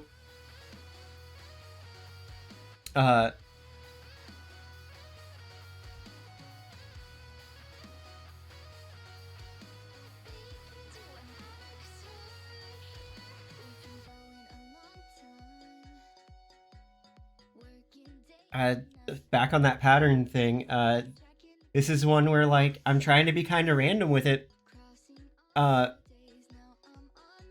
like, pattern seeking, they're gonna end up in very similar spots across the piece.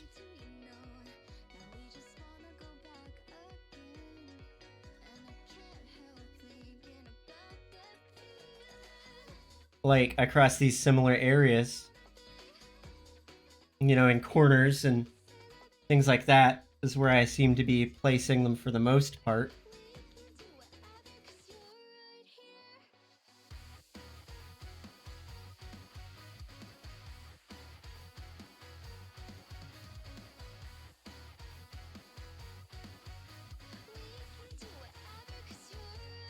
Okay.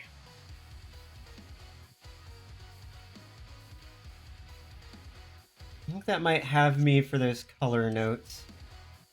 I just wanted them, like, kind of sprinkled, or at least there. Wait, I didn't get any green.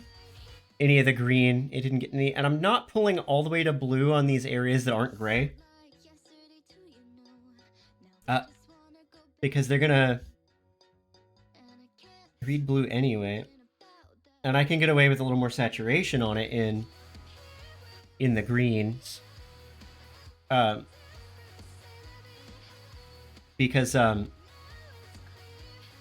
what we're doing is we're kind of, like, trying to find a journey through the color wheel. And we get that by doing that. By going through the grays. Like, you can go all the way around the color wheel, but when we're doing opposites, we want to go through the grays.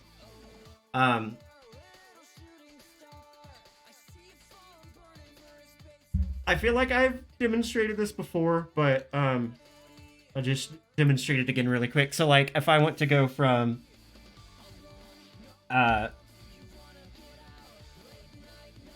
let's do it this red. So if I want to get from this red to this blue, I could very incrementally. Let's do this like this. So I could incrementally bridge it this way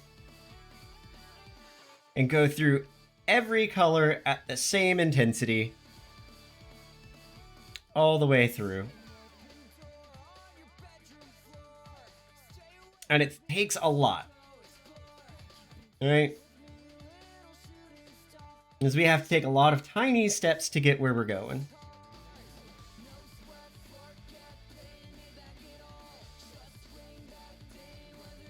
You know? So, this is an option to get to that green. But the color wheel isn't as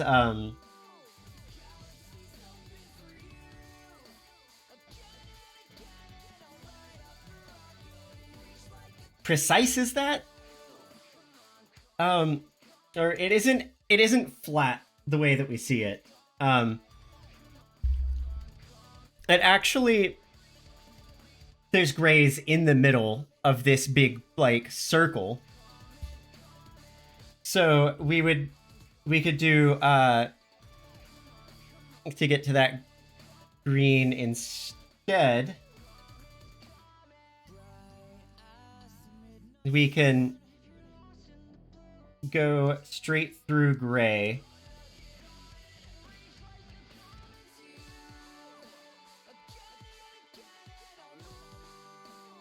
And about halfway we'll hit like pure gray. And then we can just come over here. And we're just shifting to this green this way. I'm taking a lot fewer steps because I just hit middle gray there. So yeah, here's our middle gray. Like, pure gray right in the middle. And there's your, like, two basic ways that you can, like, bridge two colors.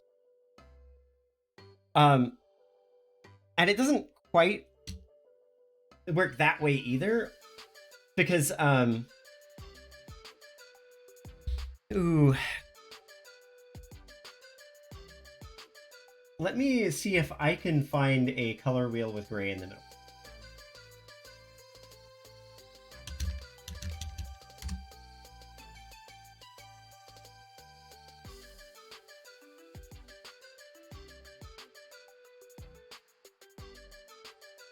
Because it is more complicated than that.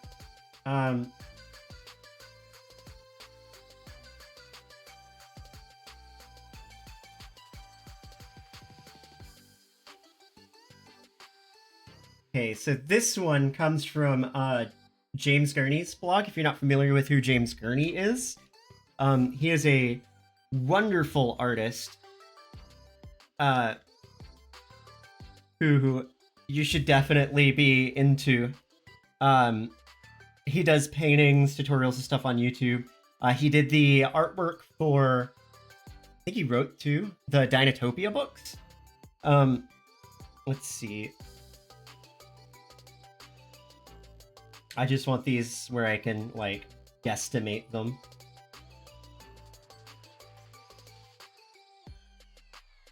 Because this doesn't quite have value. Because we're looking at a three-dimensional sphere. So, like,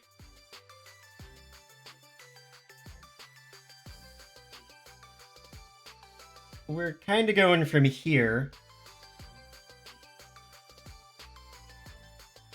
to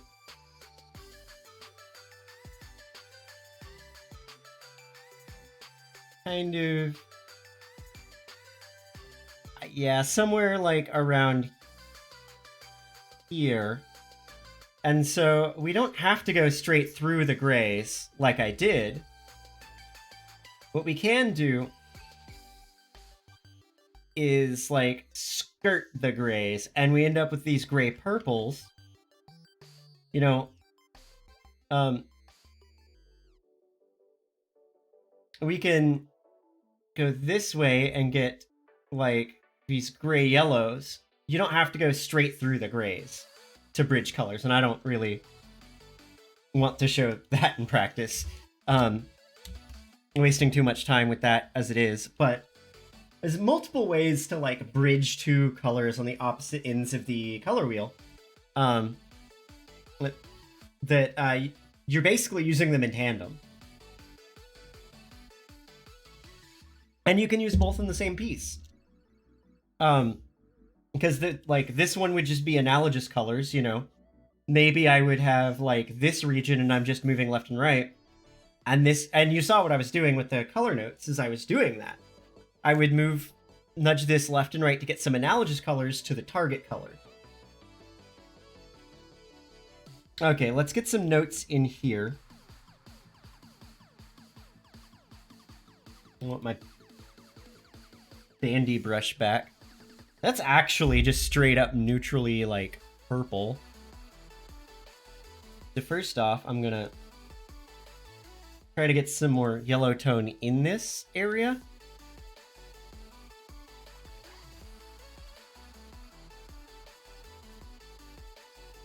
Because it's lacking.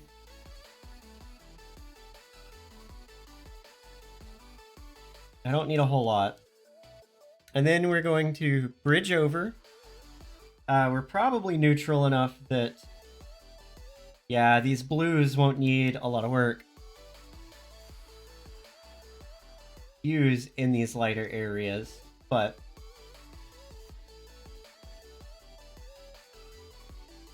I might be able to up my saturation on it just a tad. Getting my shadows there.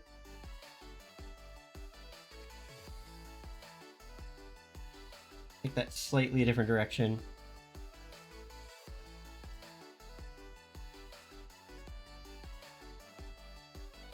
See, if you move too far away, though, it gets wonky. Sometimes I'll pull, like, these greens. I might want to pull greens into the foreground somewhere. Or those reds. It's all basically just how I'm feeling at the time.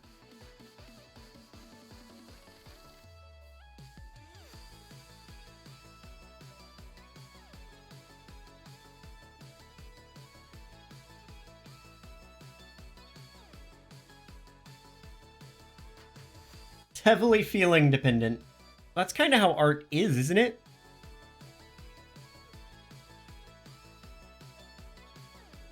You know? Oh yeah, you can really see it,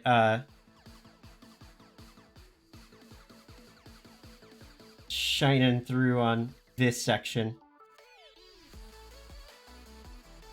Again, I don't want to, like, remove my local color.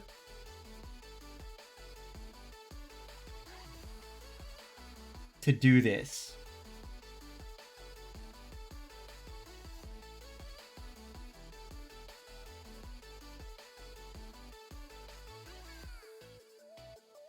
But, you know, I want to, like, kind of build in and out of it. I kind of, like, get some interesting shapes with it. And then maybe, like, you know, soften an edge on it somewhere.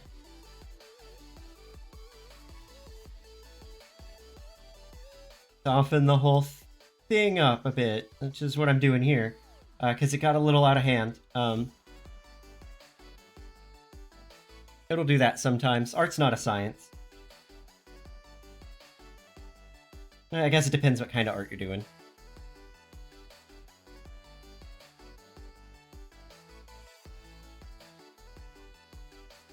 You got one of those transitionary areas where these are really good for. Right here. Where we're transitioning into our shadows.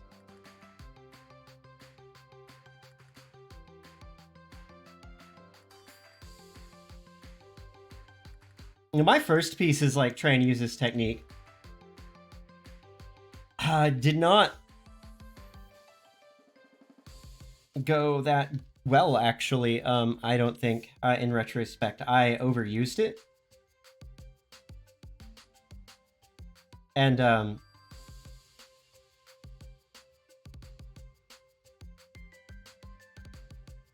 I think it resulted in a overall, like, a piece that was just not quite where it needed to be. I'm gonna pull more yellow in down there.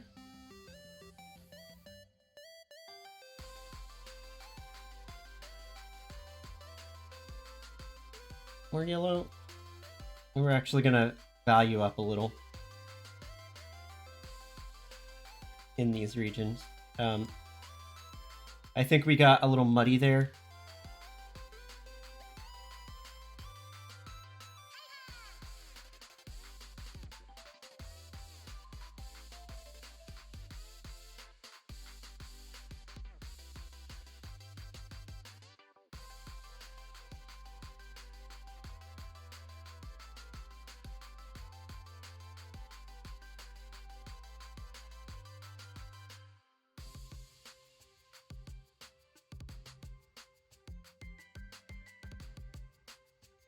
Just pulling these back into the realm of warm colors.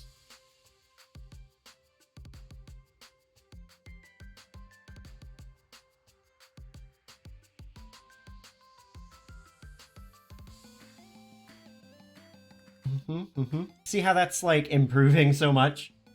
Just by not ignoring where I fucked up, basically. Because this is all technically in the light. And I'm not using my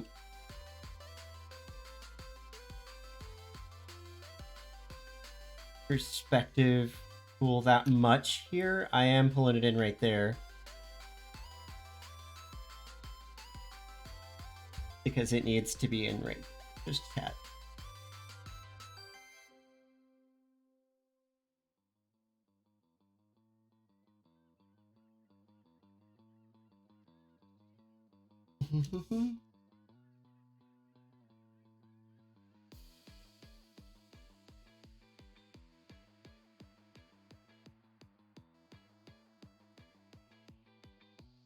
And I'm just gonna work it all together. This sounds like Spyro. I bet it's Spyro. I'm not looking, so I can't tell.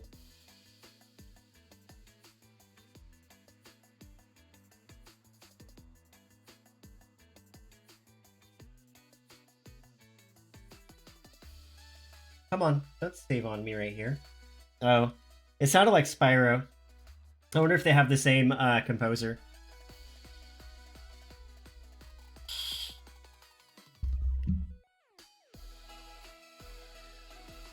Come on, Clip. Hurry up and save recovery information so I can keep working. I'm begging you, please. Just let me keep working. Just let me keep going.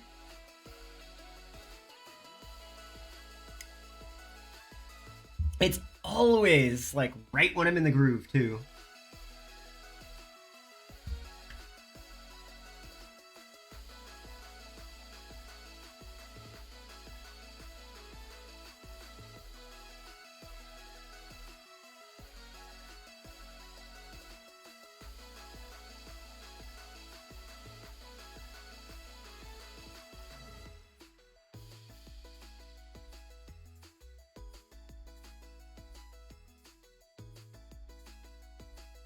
One thing I don't want to do is over blend everything. I like having these brush strokes here, so I'm not going to go blend all of this out at the end or anything. I'm leaving the car a painterly mess.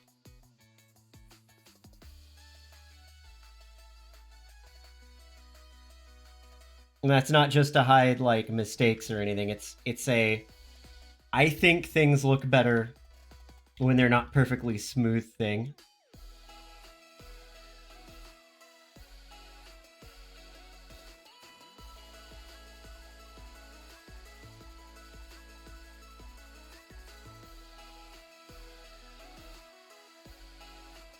I do want to shape these areas a little better. They're not... The direction of your brushstrokes matters. A lot more than you'll give it credit for.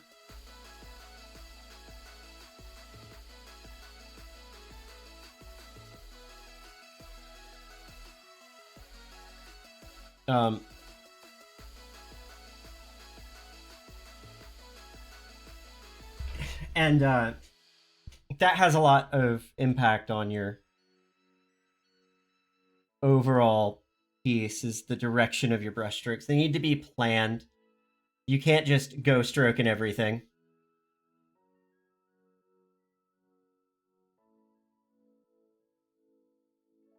Regardless of what furry art tells you.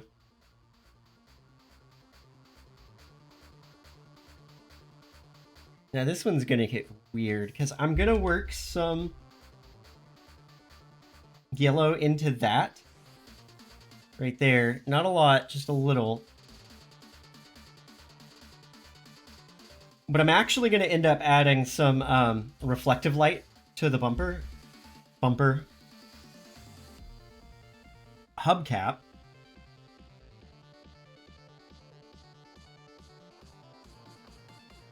I think I actually want this sidewalk to be lighter than it is. We are basically effectively in our foreground now. And up by this sidewalk, I'm considering the sidewalk part of our foreground. And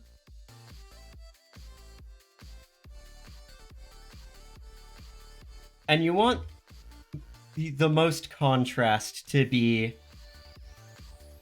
in your foreground.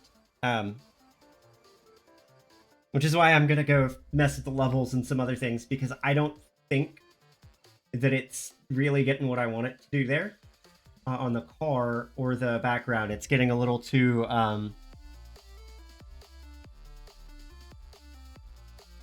homogeneous in the value zones.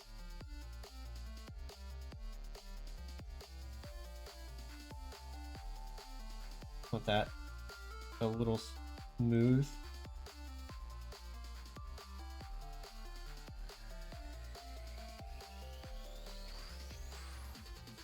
Yeah, see, there's the car before and after, and I think it gives it a lot more character as a painting. And then let's, just for good measure, let's do the background before and after. So there's before and after. I wasn't as dramatic with it on the background as I was the backpack as I was the foreground, because I don't want that much stuff going on back there.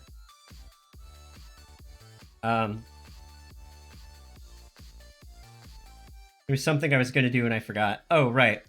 I need to do this.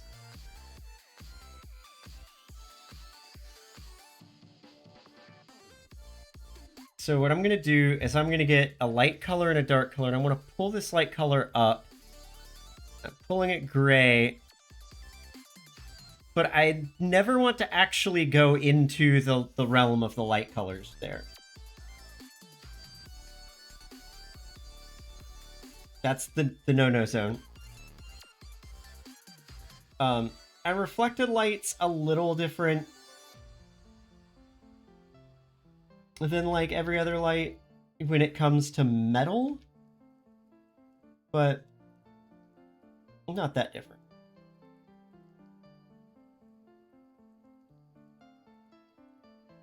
Honestly, now I'm just gonna kind of bring that up in there so I can bring that up into it.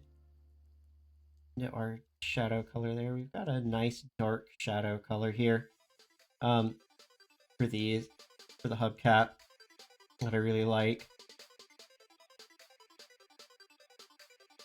But I never want to let this shadow, it's still a shadow color, even if it's called reflected light. I never want it to actually go over the light values into the light realm. So like,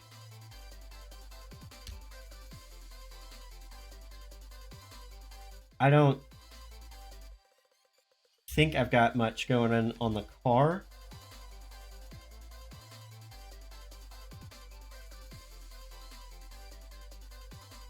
But I'm gonna try to get just a teensy bit in here and there, because the car is a shiny thing. Shiny things tend to reflect a lot of light. And if I have to, I can come in and darken some of these shadowy areas up a little better. They're not really in shadow much here. I think I'm going to swap to my banner. We're getting a little too strokey on the car. Streaky. Streaky is the word that I would use there. It's not that, like, there's too much,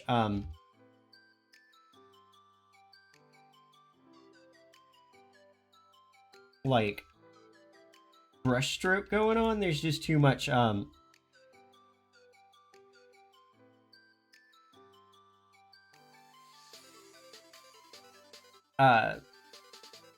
overused the bandy brush, and it made something distracting. So I'm just kind of taming it down a little bit. I'm not trying to get rid of brush strokes. I'm just, well, I am technically, but I'm trying to get rid of specific brush strokes that are a little distracting. And then I'm going to take this color. We're going to go in with our blue, and we're just going to work out where there might be some, like, shadows here.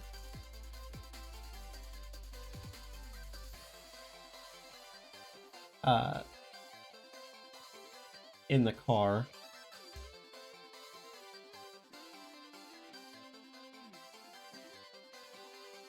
Really mostly just concerned with like the peaks of the shadows.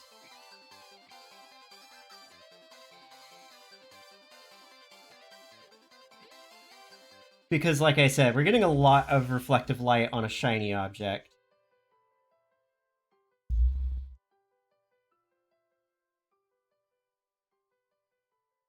And so I just want like areas where the shadows are gonna kind of be at their strongest, which would be any area that's not gonna get any of that reflected. And we're gonna get some through here, I think.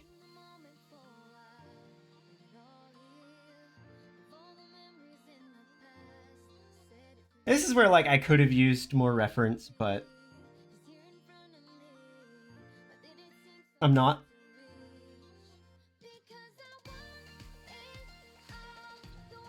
And I can just take all of this just a little darker. I'm trying to preserve some of the yellow in that though, because that's all the reflected light that's going to be hitting it is yellow. So maybe I'll just do this. I'll just take it all the way.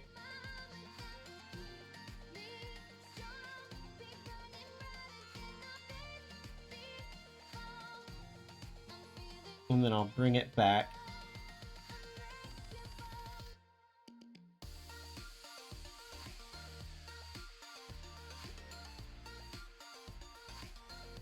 Like I said, this wheel well has been giving me the most trouble. And then let's try... I think that looks pretty good in that. So then let's try this. We're gonna just... I already got a shadow color in here. I'm gonna kind of just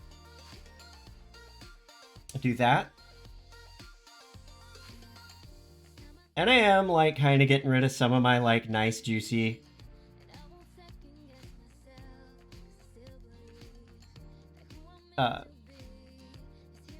color info, but it'll come back.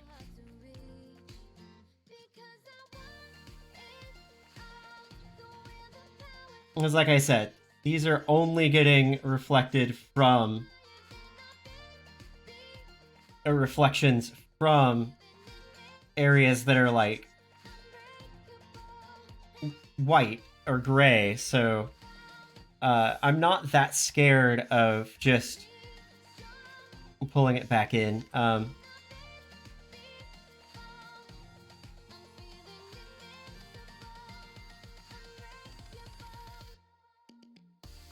This has been a really good brush for me. My little banner brush. And I'm not going to add any shine to like the plastic bits there. Those generally don't get a lot of...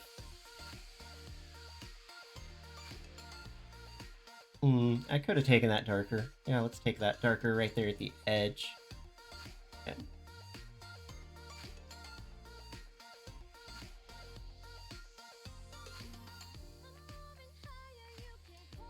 And then just kind of that back down. Bring it down at all there.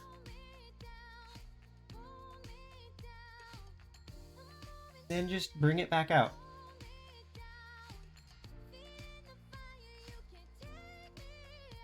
And then this brush works really well for like right here.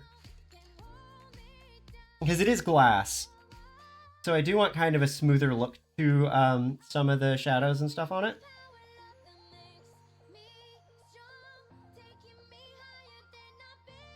My phone just did something, and I don't know what it did.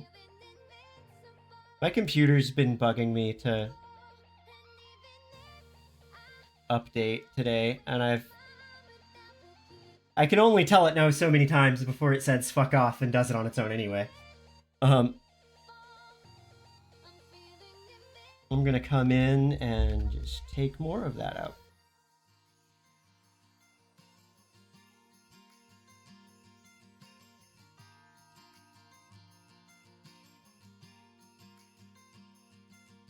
get really into that bottom section. I'm not trying to go all the way back up to my lighter color there, but I'm trying to get it,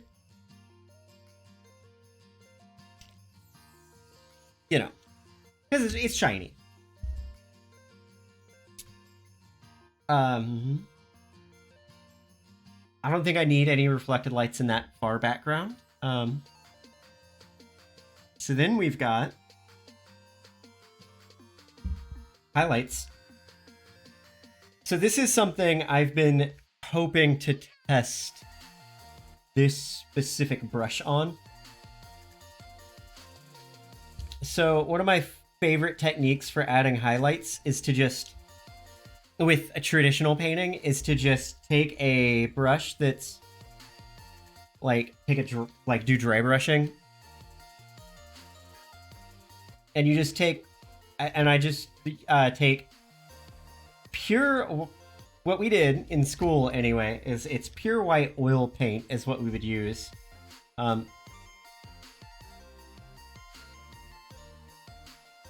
we would, try to use it a little responsibly. And just, I don't really like this. I'm not really loving it.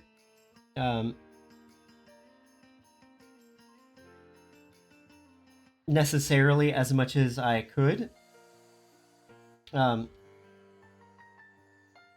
that's just the exact technique didn't work.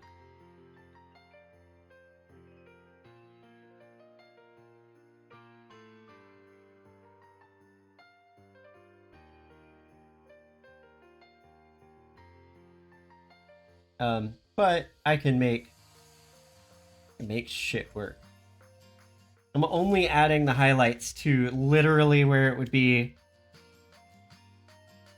the shiniest show of force.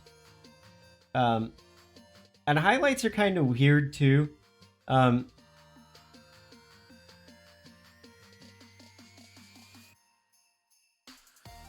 Because they're the least damn consistent thing in art. Nah, they do weird shit. They kind of follow your eye, but they don't completely follow your eye, and they're still dependent on the light source, and they depend on the shape of your light source, and they're just... highlights are a mess. They need to get their shit together.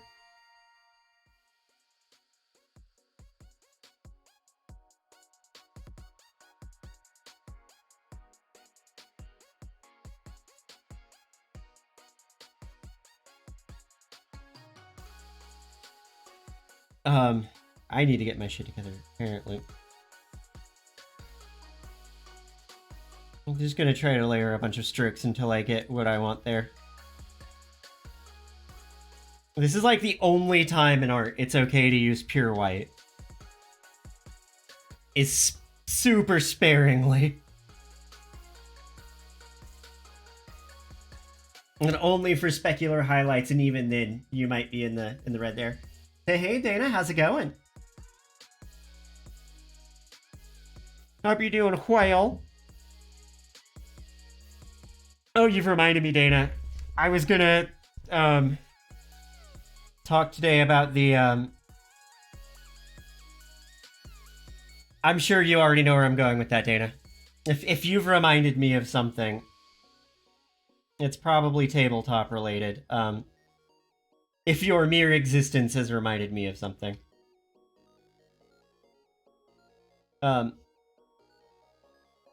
Your mere presence. I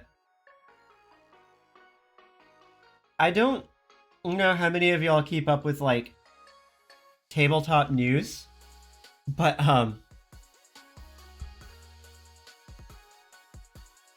it has been kind of wild, this week.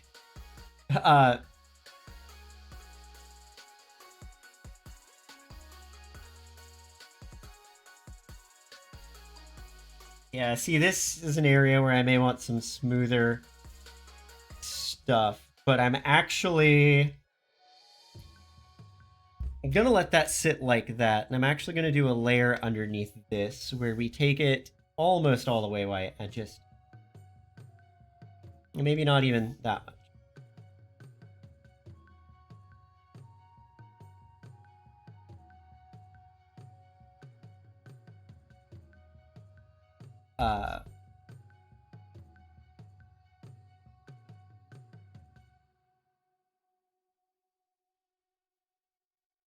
But yeah, the OGL thing, that's been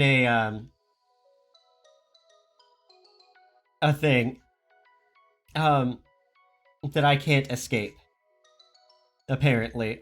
So I'm gonna talk about it.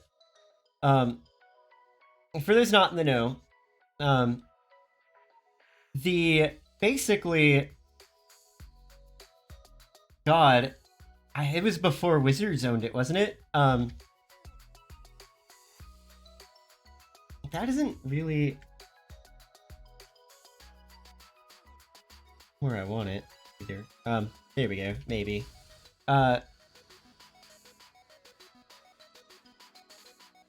So, Wizards of the Coast has maintained a license for a very long time called the Open Gaming License. What this means is that you are basically allowed to use settings from D&D,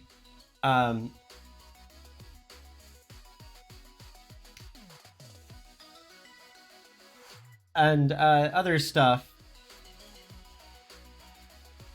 to create your own content.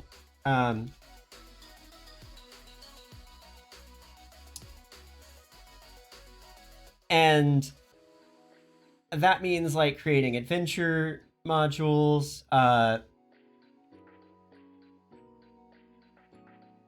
things like that. And they have decided recently that they want to recant that.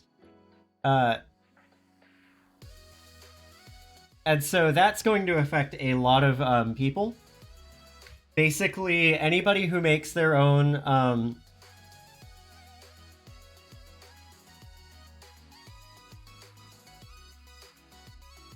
like adventure modules to sell, and I'm not sure what a nodule is, but it's probably not good. If you've got nodules, go get them checked out, please.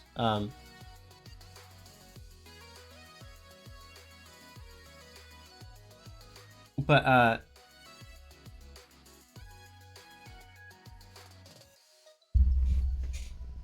anybody who like makes and sells custom like homebrew modules for it,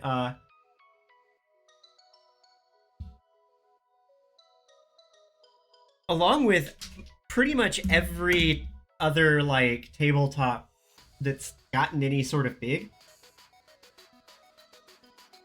they're pretty heavily affected by this.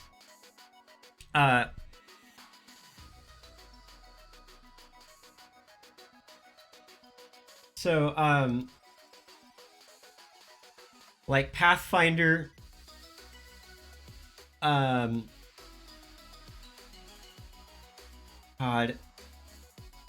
Kobold Press, which is actually one that I wasn't familiar with until everything started hitting the fan about this. Where are those highlights? I want to bring all those highlights down. They're too much. So I'm just using an airbrush and pulling them down. An airbrush set to transparency and pulling them down. Yeah. And what's really interesting is there was never any clarification about it for like what content really constituted something that falls under it that would be affected and have to pay that license. So I don't know that I could blame if any streamers have gotten worried. Because I could definitely see streaming being a major motivation for them. I'm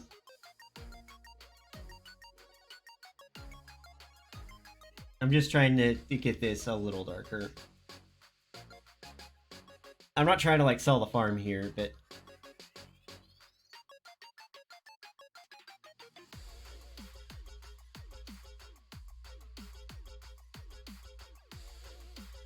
oh yeah, that's where that shadow should have been. I had that not far enough up.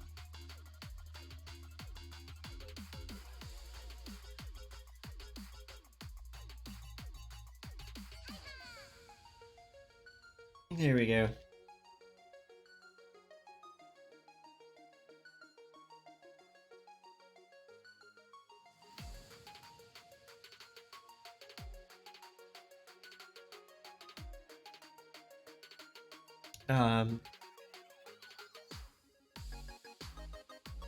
And then I'm just gonna then on this layer that I've just fucked everything up on and paint like my life depended on it.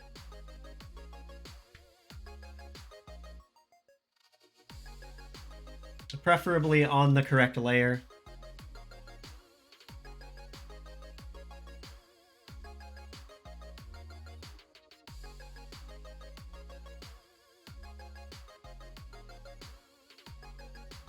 Get some of the brush strokes back in without killing it. Because it needs a harder edge at the top of the shadow here.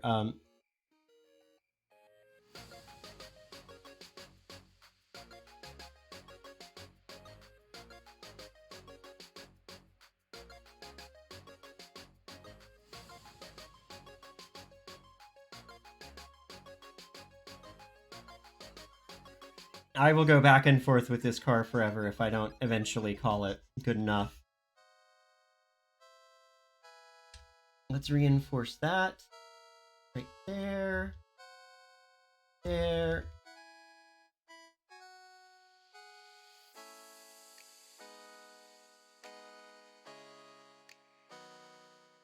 Blend a little bit of it out in some spots.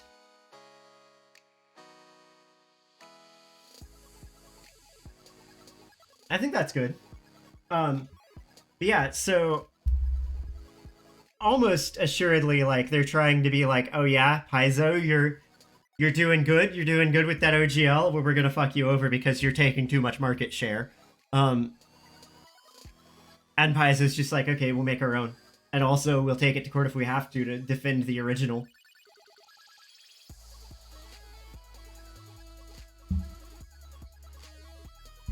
Imagine we lived in a parallel universe where, like, the company that owned D&D wasn't evil.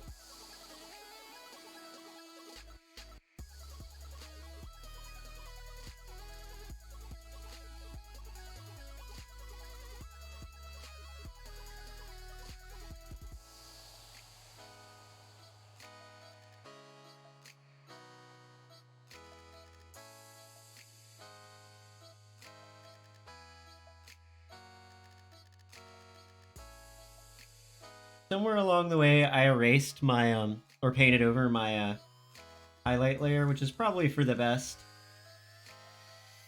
It gives me a chance to try again. But better. Oh, yeah, like, they're only basing it on D&D Beyond sales. They're almost sure there was like an expose, I guess, recently about how like most of like Hasbro's profits now are from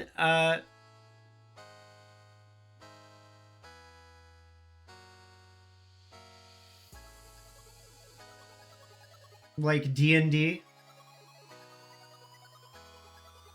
I want to pump my saturation a little, but not too hard here.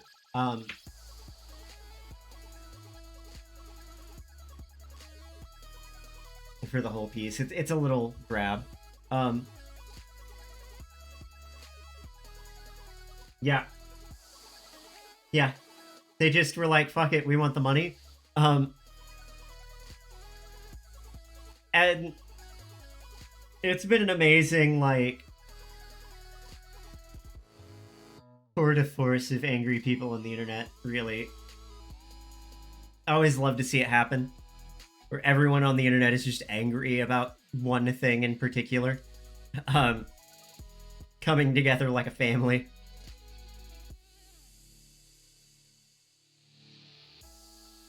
I'm gonna just be really lame here.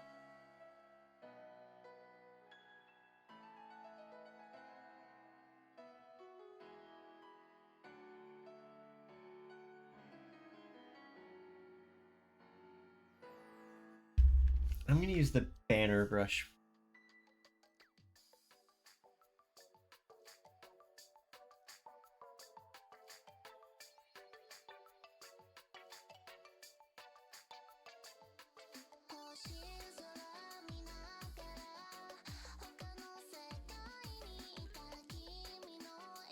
I'm just gonna let y'all know, like,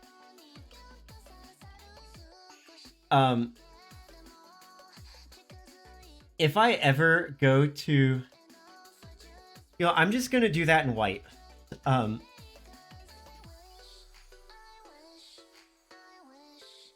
If I ever go to New York, like, the very first thing I'm fucking doing is finding a deli.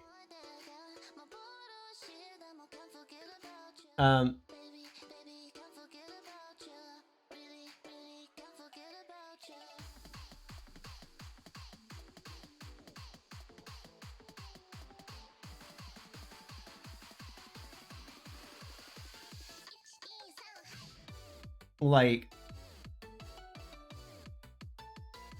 I'm not even gonna think twice about it. That's literally the first thing I'm gonna do. I'm gonna step off the plane and go find some fucking pastrami on rye.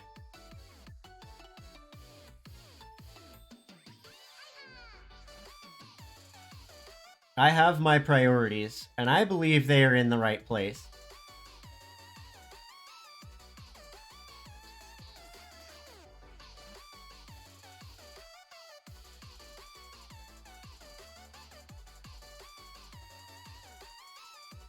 And if you disagree, you're wrong.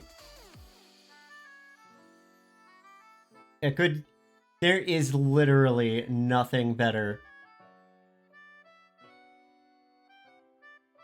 than a really good sandwich.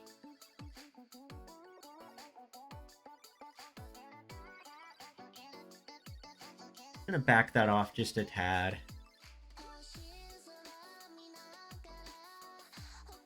Right? Well, that's also part of the problem, is that, like, it's not just a nerd hobby anymore.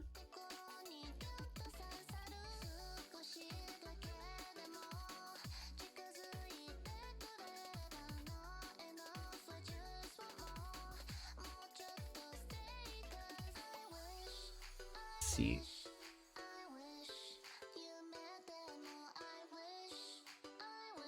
I want to make this look like it's like some sort of super trendy restaurant that has like a weird misspelled name.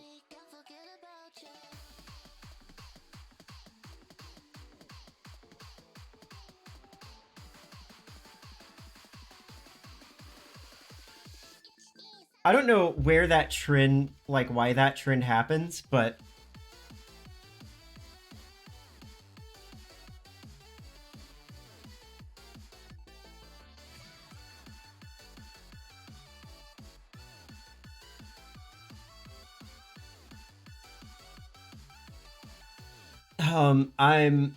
I'm not even sure if the trend is over, but there was this like trend for a while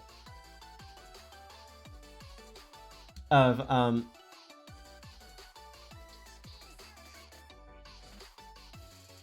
like restaurants having like weird misspelled names. I don't think it's over. But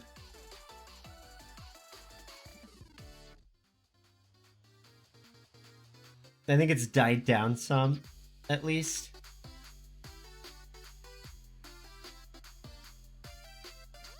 Um,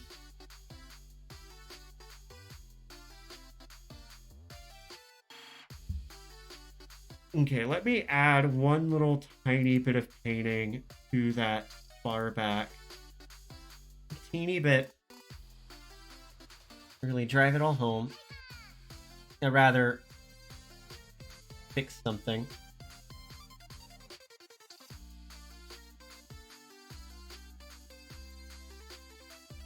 That happened there that I didn't notice until just now. There we go. Okay. Now,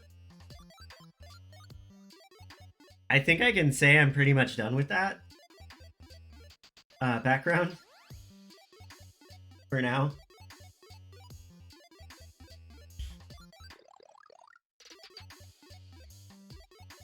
Nerds do get upset about, like, the smallest things, but at least, like, nerds don't get mad about, like, the gender of a piece of chocolate and whether or not you can have sex with it and whether or not it's being used to empower women. I'm still trying to figure out that obsession.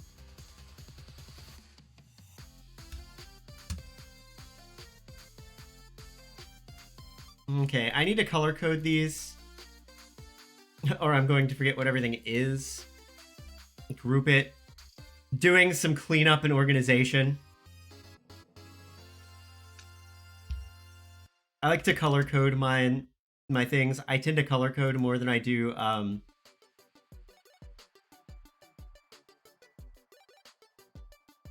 like actually naming layers.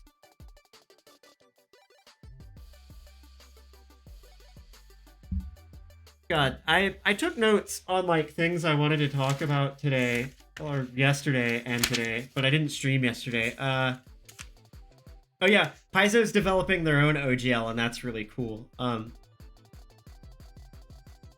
Like some of their lead people like actually helped to develop OGL.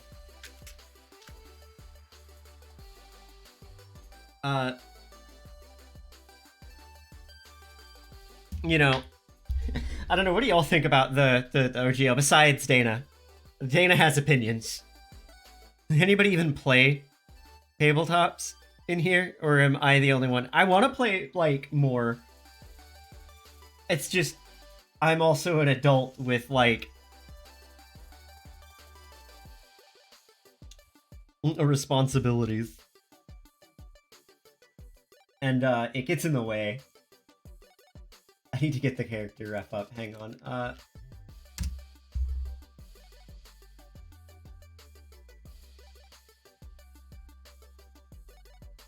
But like,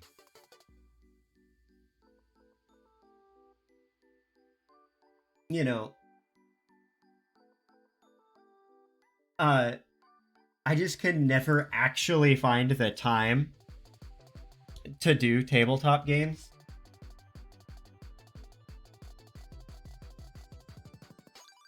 Like to actually play them. Okay, we're gonna go with a. We're gonna stay in our warm colors. See, he's like a mid gray. He's actually on the.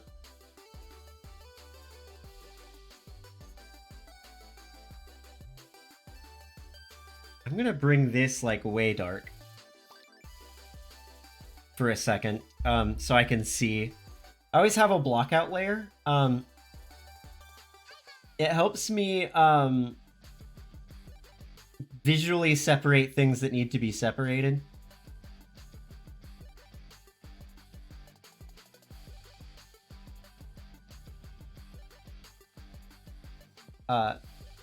Very good idea.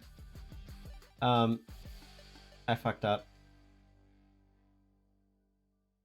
And I'm using a tool called the fuck is this called? This specific tool is Japanese and I don't understand it. Like what it actually says, but it's a version of the fill and close tool. Which is an amazing tool. That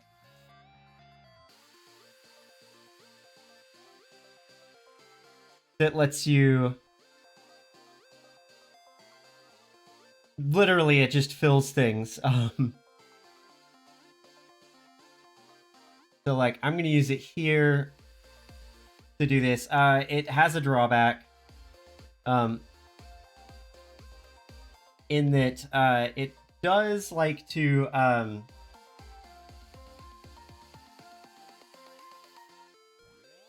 fill things that it's not supposed to, but that's okay. It's too convenient to not use. I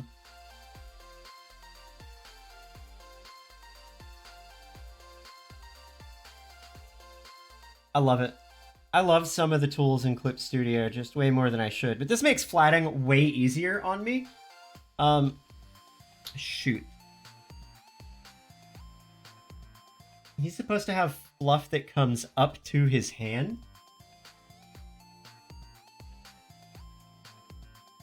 Or hair, fur. I didn't draw it in, so I'm gonna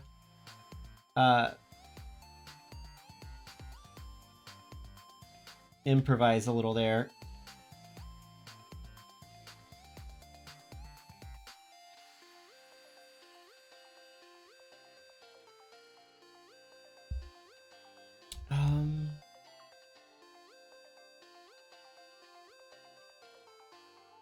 Yeah, this tool, along with another tool that I use all the time, it's called Erase Along Edge. It's just an eraser that is supposed to not cross over into non-allowed areas. You set a reference layer, and then it won't cross the line of that reference layer.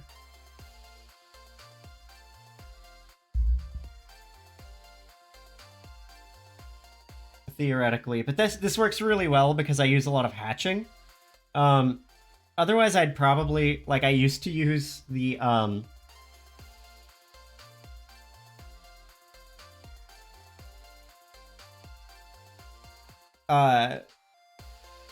fill refer other layers tool more often, but you know, this is just better for the way that I ink.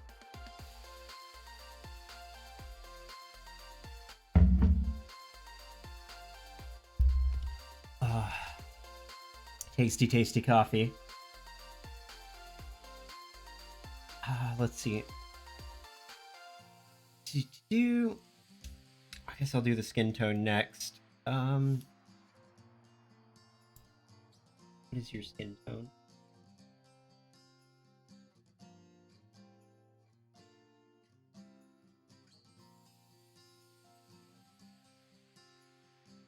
Okay. Gonna bucket.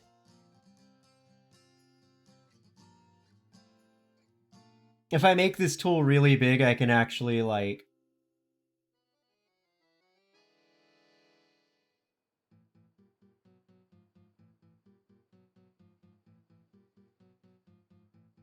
like the eraser that I'm using. If I make it massive, it'll actually, like, I'll show you here.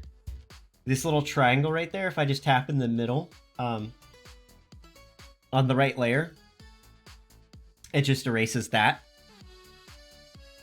That's probably the best use of it, not the way that I've been using it. You have to be a little accurate, though. For small things like that. I could have zoomed in, Okay, now for these hands, I'm gonna... Why are we walking to turn that? Okay. I don't think I have a good skin tone for him. But I can...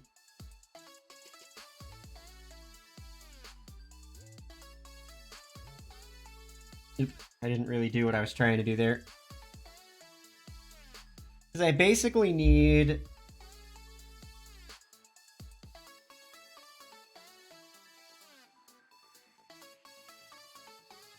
around the wrist.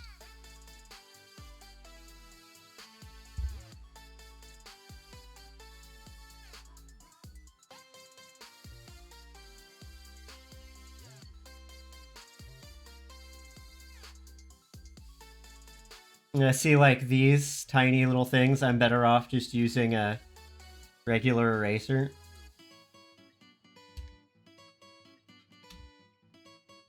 But for the big areas, it works great.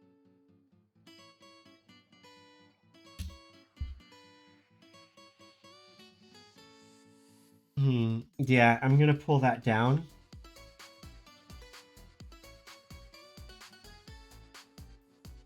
Saturate it more heavily, and let's move away from that pink. A little, let's bring it way down, saturate it way up. I'm trying not to give him jaundice.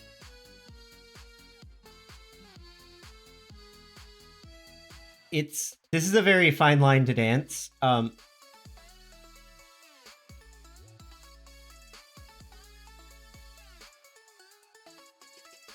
oversaturating it for a second, because the character actually has, like, a more yellow skin tone.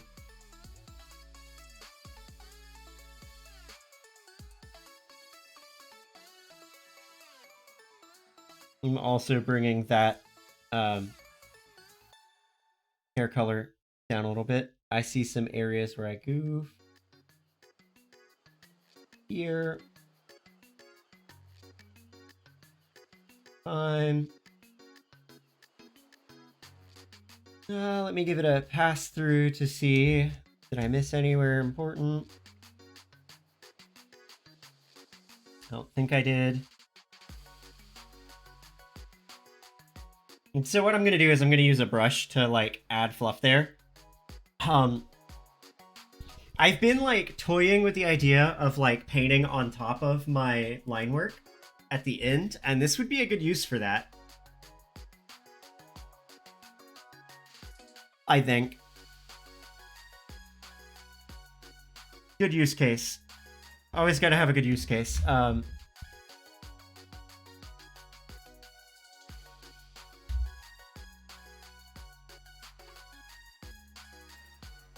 I kind of got some of the facial hair that didn't need to be hit. Alright, moving on. He's got, like, red tips, and I will eventually get to that.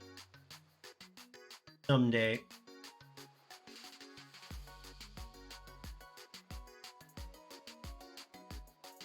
Someday.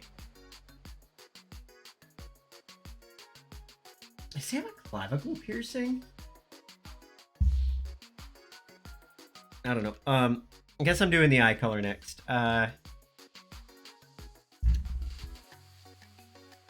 Yeah, actually, so your eyes are white, but they're actually not,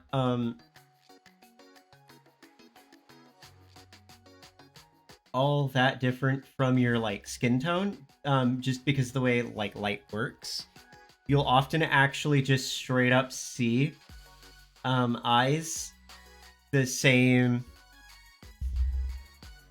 around the same tone. So, like, if I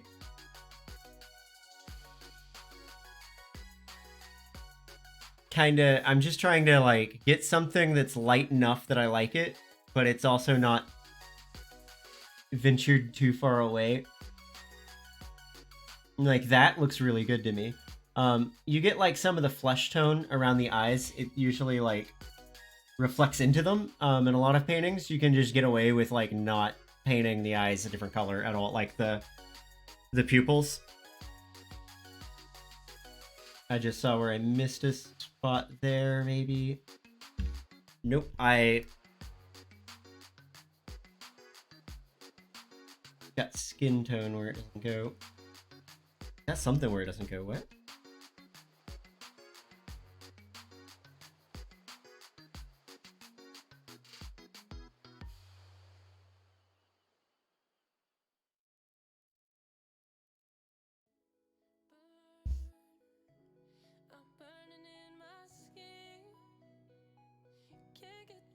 I'm just fucking everything up. Hang on. I've been like trying to really understand something like for years now. And it still hasn't like really clicked for me why people do this. But like it seems like a majority of professional comic artists flat all on one layer instead of flatting on separate layers. Oh yeah, I can do the teeth the same color.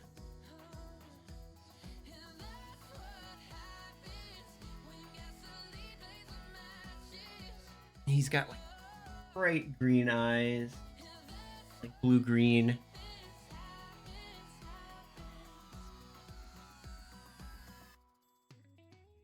Can't tell if they lean more blue or green, but I'm gonna lean them green.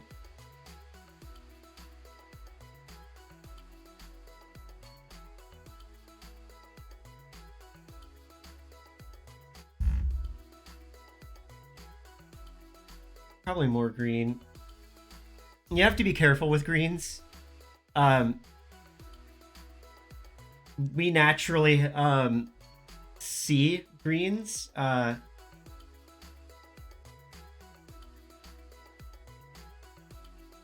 Basically more than any other color. So it's weird, but it's kind of an evolutionary trait of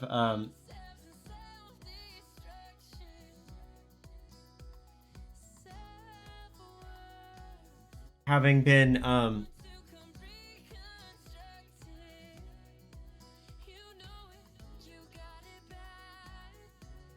like, you know, in nature at some point in our evolutionary history. So we can differentiate greens really well. And that means that we have such a broad range of seeing green that it's very easy to tell when something is unnaturally highlighted green. It's very difficult to paint with a lot of green. It's also very difficult to mix the same green twice when you're painting traditionally. Like, I don't like buying pre-mixed colors, except for greens. I will have, like, as many of those as I need.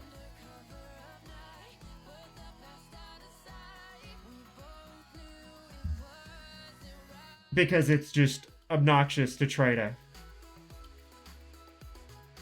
do it otherwise. Yeah, that leaves his clothes and his... Okay, so... his coat, the ref he sent, he wants a, like this really dark, like, kind of chocolatey brown.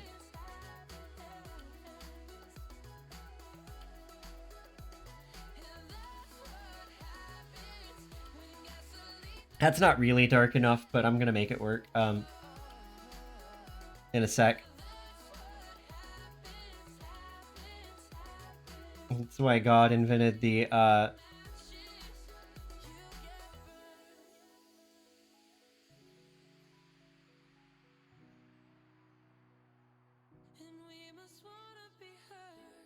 you have to make sure to enclose the whole area that you're trying to fill with this tool, unfortunately. Which I'm very bad at sometimes. And sometimes you get areas that, you know, you don't want it. I just want a flatting tool that doesn't require any sort of cleanup. And doesn't involve me just fucking everything up, like, left and right constantly. God damn it. My hand hit a snag.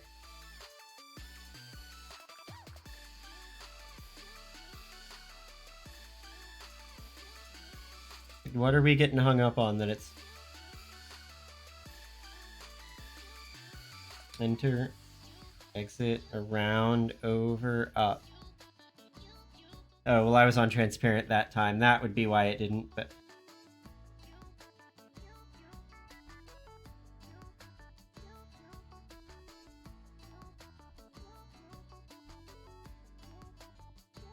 Okay. I got an area that wasn't supposed to be.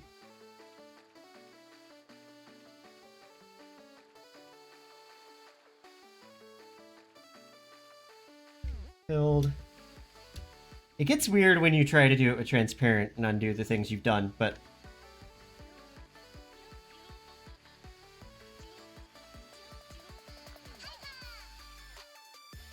So we're just gonna do the zipper the same color for now. It kind of is in the ref. That he sent.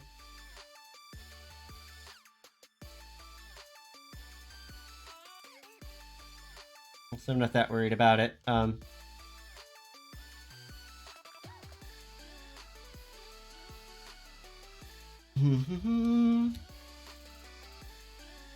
Get these all filled in. And cut through the phone to try to not get the phone. And then be on transparent anyway, and had fucked it up anyway. Ah, god damn it. Oh well. I think I can live with that. If I get the phone, I get the phone. God damn it.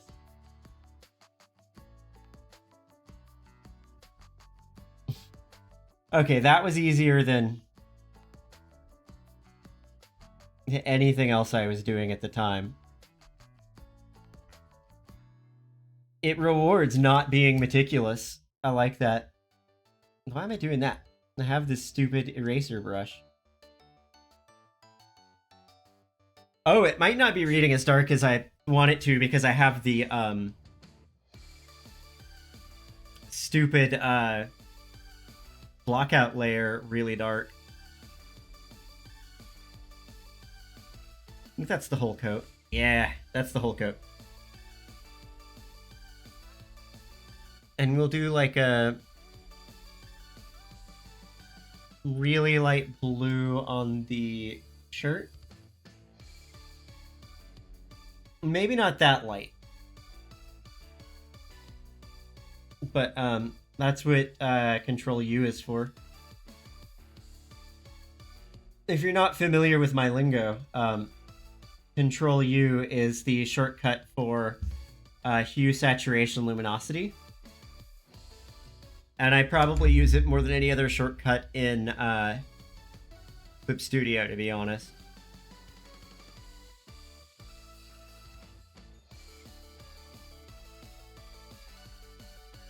It's like my favorite shortcut. I abuse it. If I'm being honest. Like, speaking of abuse. Wow, what a segue. But speaking of abuse, apparently, you know, the fandom doesn't fall too far from the tree sometimes. And Justin Roiland has charges against him for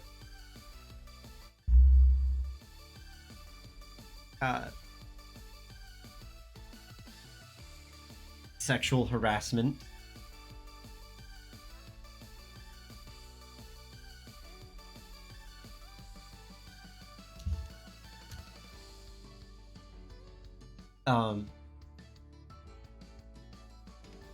Thought that was an interesting bit of the news lately.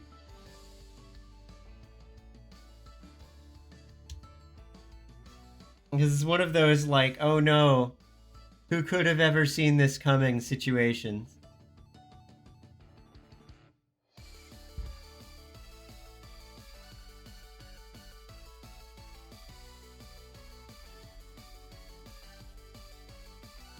The answer is everybody.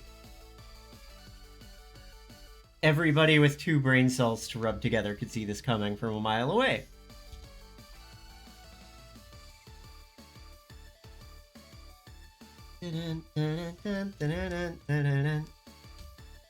Okay, now we just get the metal bits, which are going to be a much lighter and leaning blue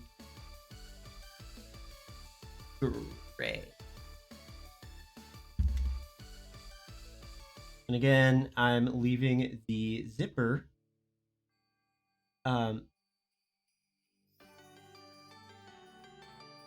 brown to match the coat. But I shouldn't have any of that dark gray that I was using as a reference color in. So I'm going to push that coat just a little darker, a little less saturated, a little more yellow, a little less saturated, a little bit darker. I don't want it too dark. Now the pants, I'm gonna take those a bit darker. I don't want it all the way black. I want to have room to shade.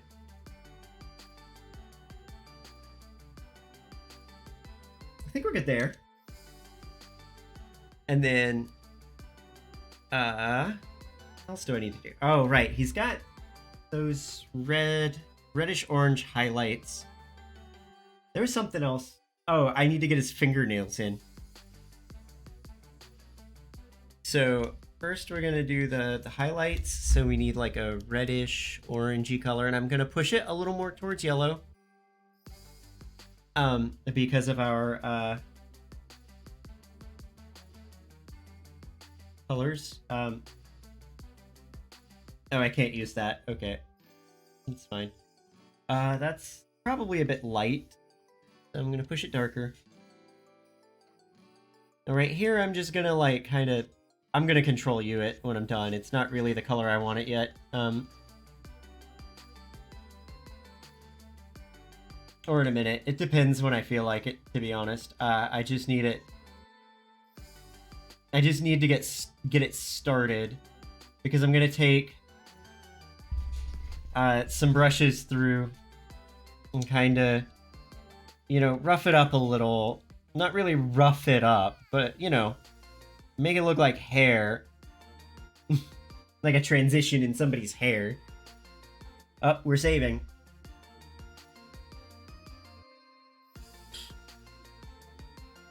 I love these pauses in getting stuff done. Clip Studio, you're the best. Every pro record has a similar quality to the What are you doing? No, stop. I had a YouTube thing open. Chrome is like decided that it wants to refresh everything as a memory saver, and I need to actually go disable it because it's starting to piss me off, because it restarts videos every time I like just leave one open and just happen to close like one tab in Chrome or something.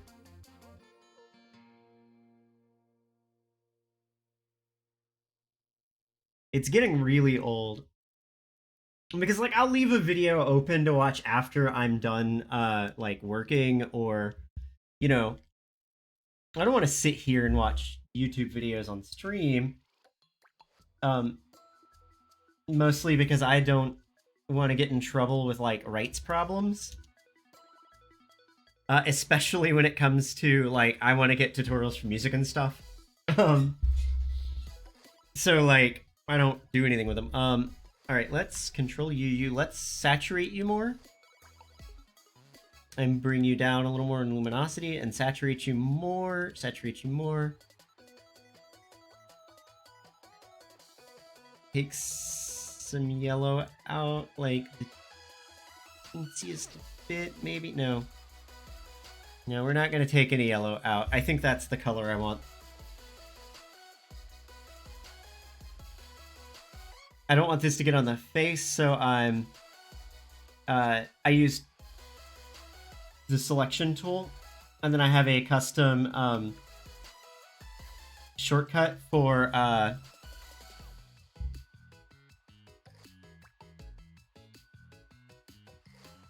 I didn't use it, but I have a custom shortcut for hiding the selection area.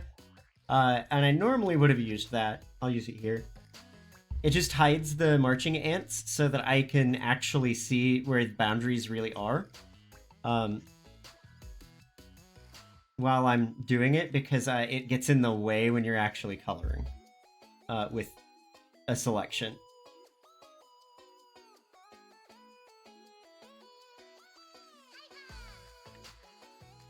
Is we good? Where's the rep? I think we're good. I'm gonna get some in that little bit, right? Then I need to go back to this and fill that in. And then clean that up a little. I'm gonna take that down further. No, up. I want it up.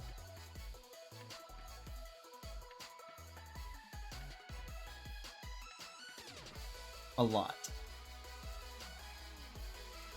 Because it's less that it's like the tips, and more like it's like half the bang. Half or more of the bangs. There. And then the back will do the same. We'll take it up a little further, a lot further. Look at me misinterpreting reference sheets. Kind of get some of these, like, the strays. Hit them with it.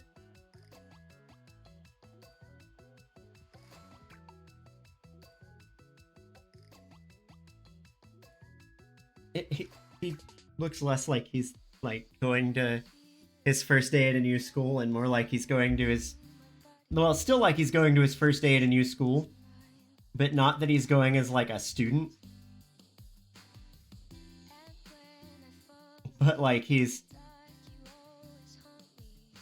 going to go teach a class, which... I mean, grad school's expensive. I wouldn't be surprised if he teaches a class. Alright. Now we're going to swap over and use the bandy brush. And I'm just gonna kind of go back and forth with it until I like it.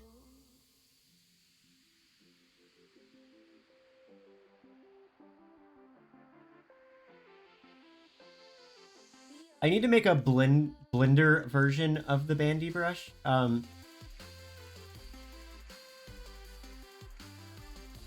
Because it would work marvelously as like a blending tool for stuff like this. I'm gonna make it smaller.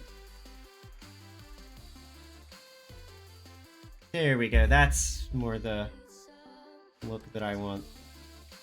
Alright, let's get these. The back of the head.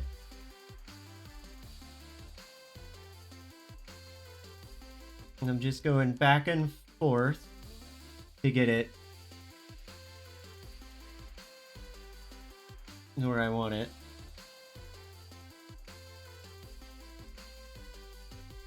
Because I, again, want it to have that texture of hair. Or at least hair that is transitioning color.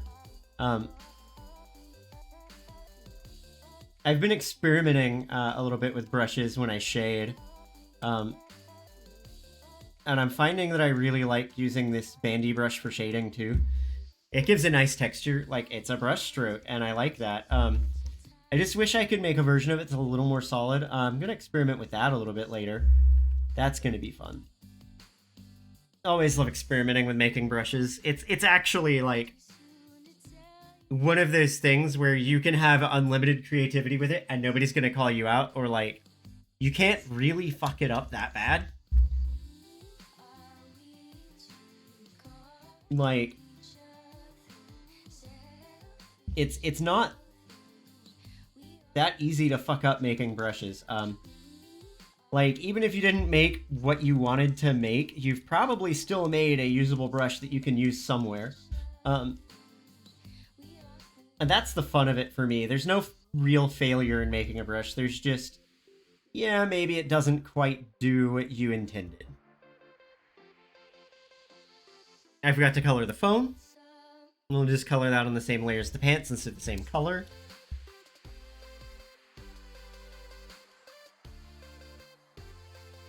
And then he needs fingernails. And we're just gonna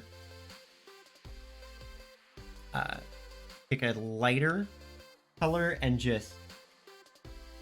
I'm just gonna use a pen tool.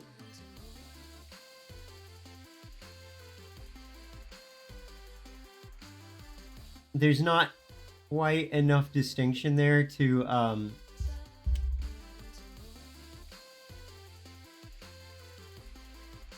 really rely on a fill tool that well.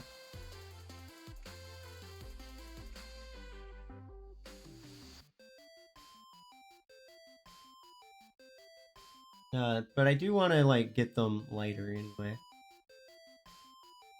Okay. And then I want to make another layer. We're going to try to push a little darker and a little more red. We'll give him the tumbler nose.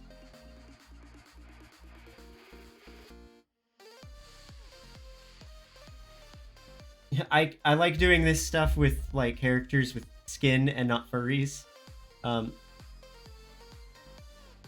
because it makes sense.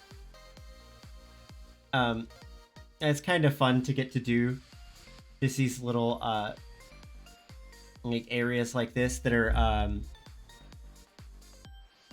affected by like increased blood flow.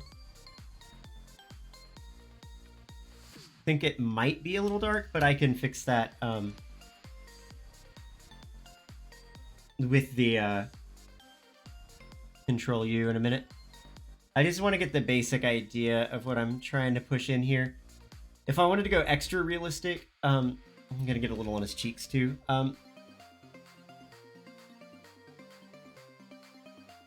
If I wanted to go extra ham with it, I could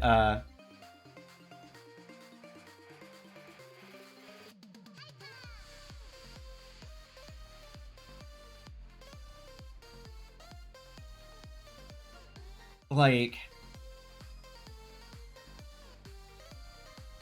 go in on the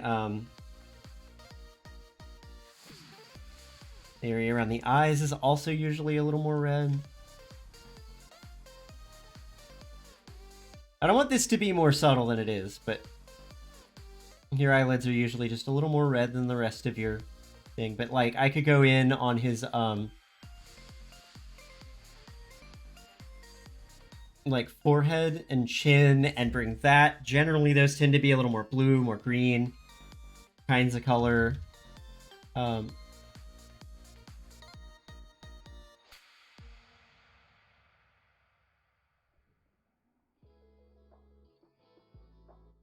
The fingers will generally be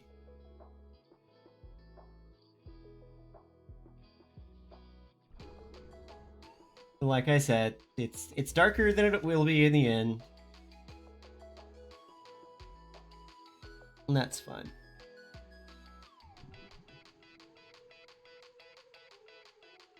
It's helping me see where it's at. But I do want it to be more subtle in the final product. Yeah, it may only be... Let's just do the fingertip.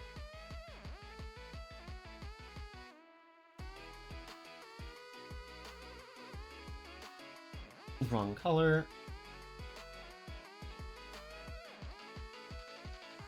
And then kind of soften the gradient.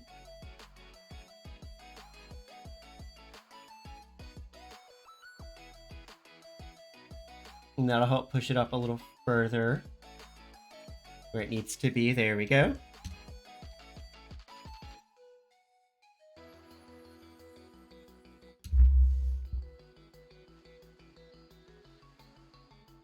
This is over the fingernails too, so I need to put it underneath them and maybe lower the opacity on the fingernails so that, well, no, probably not. Not lowering the opacity, it doesn't need to go underneath them.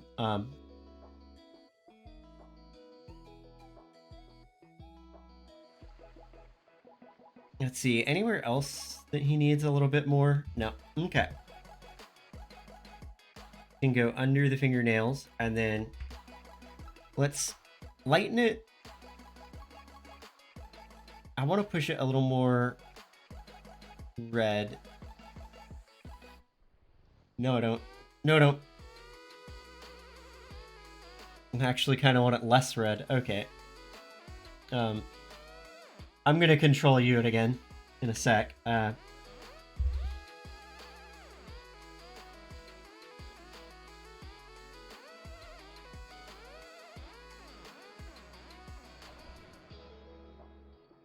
Bring luminosity down, and I'm just trying to find where I want this color to in my values, you know?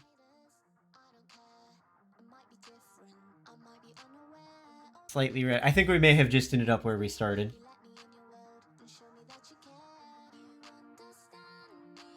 But, yeah, sometimes it's what happens.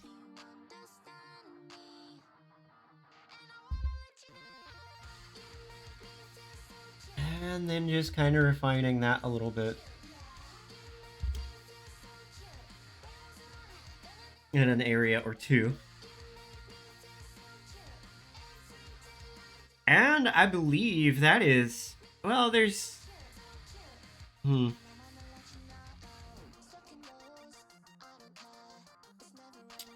Yeah, let's do that.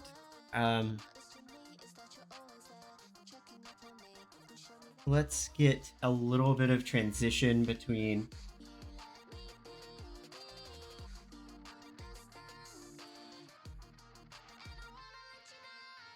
Just like a tiny amount of transition there. Not a lot, because I think I'm going to end up painting on top of this to get that really fluffy quality in there, you know?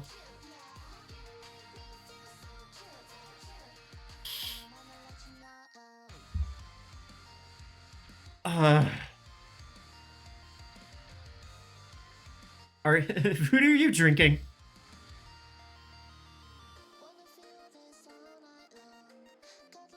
Oh gosh. Oh, it is 6. Oh Jesus. I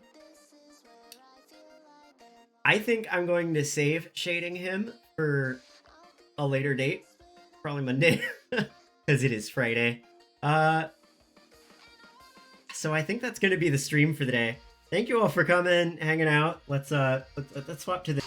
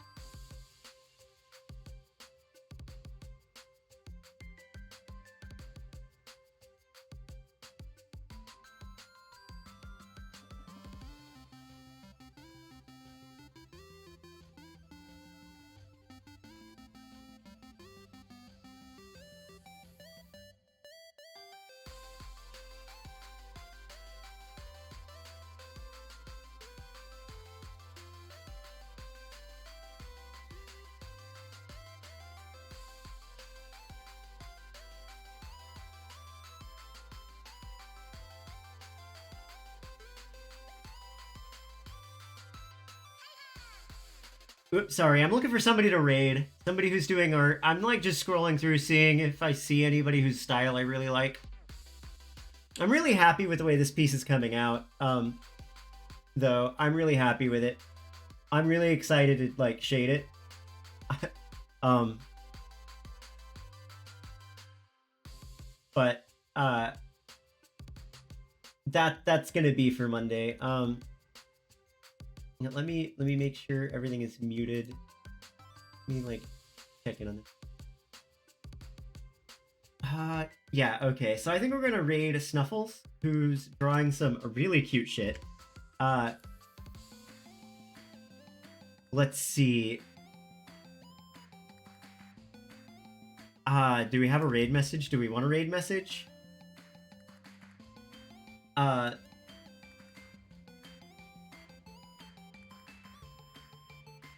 No, they're not drawing me.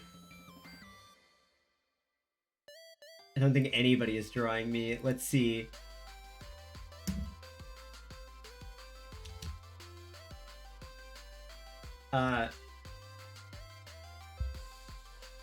You know what? They look like they're pretty chill. We're not gonna bother with a raid message. Just tell them hi.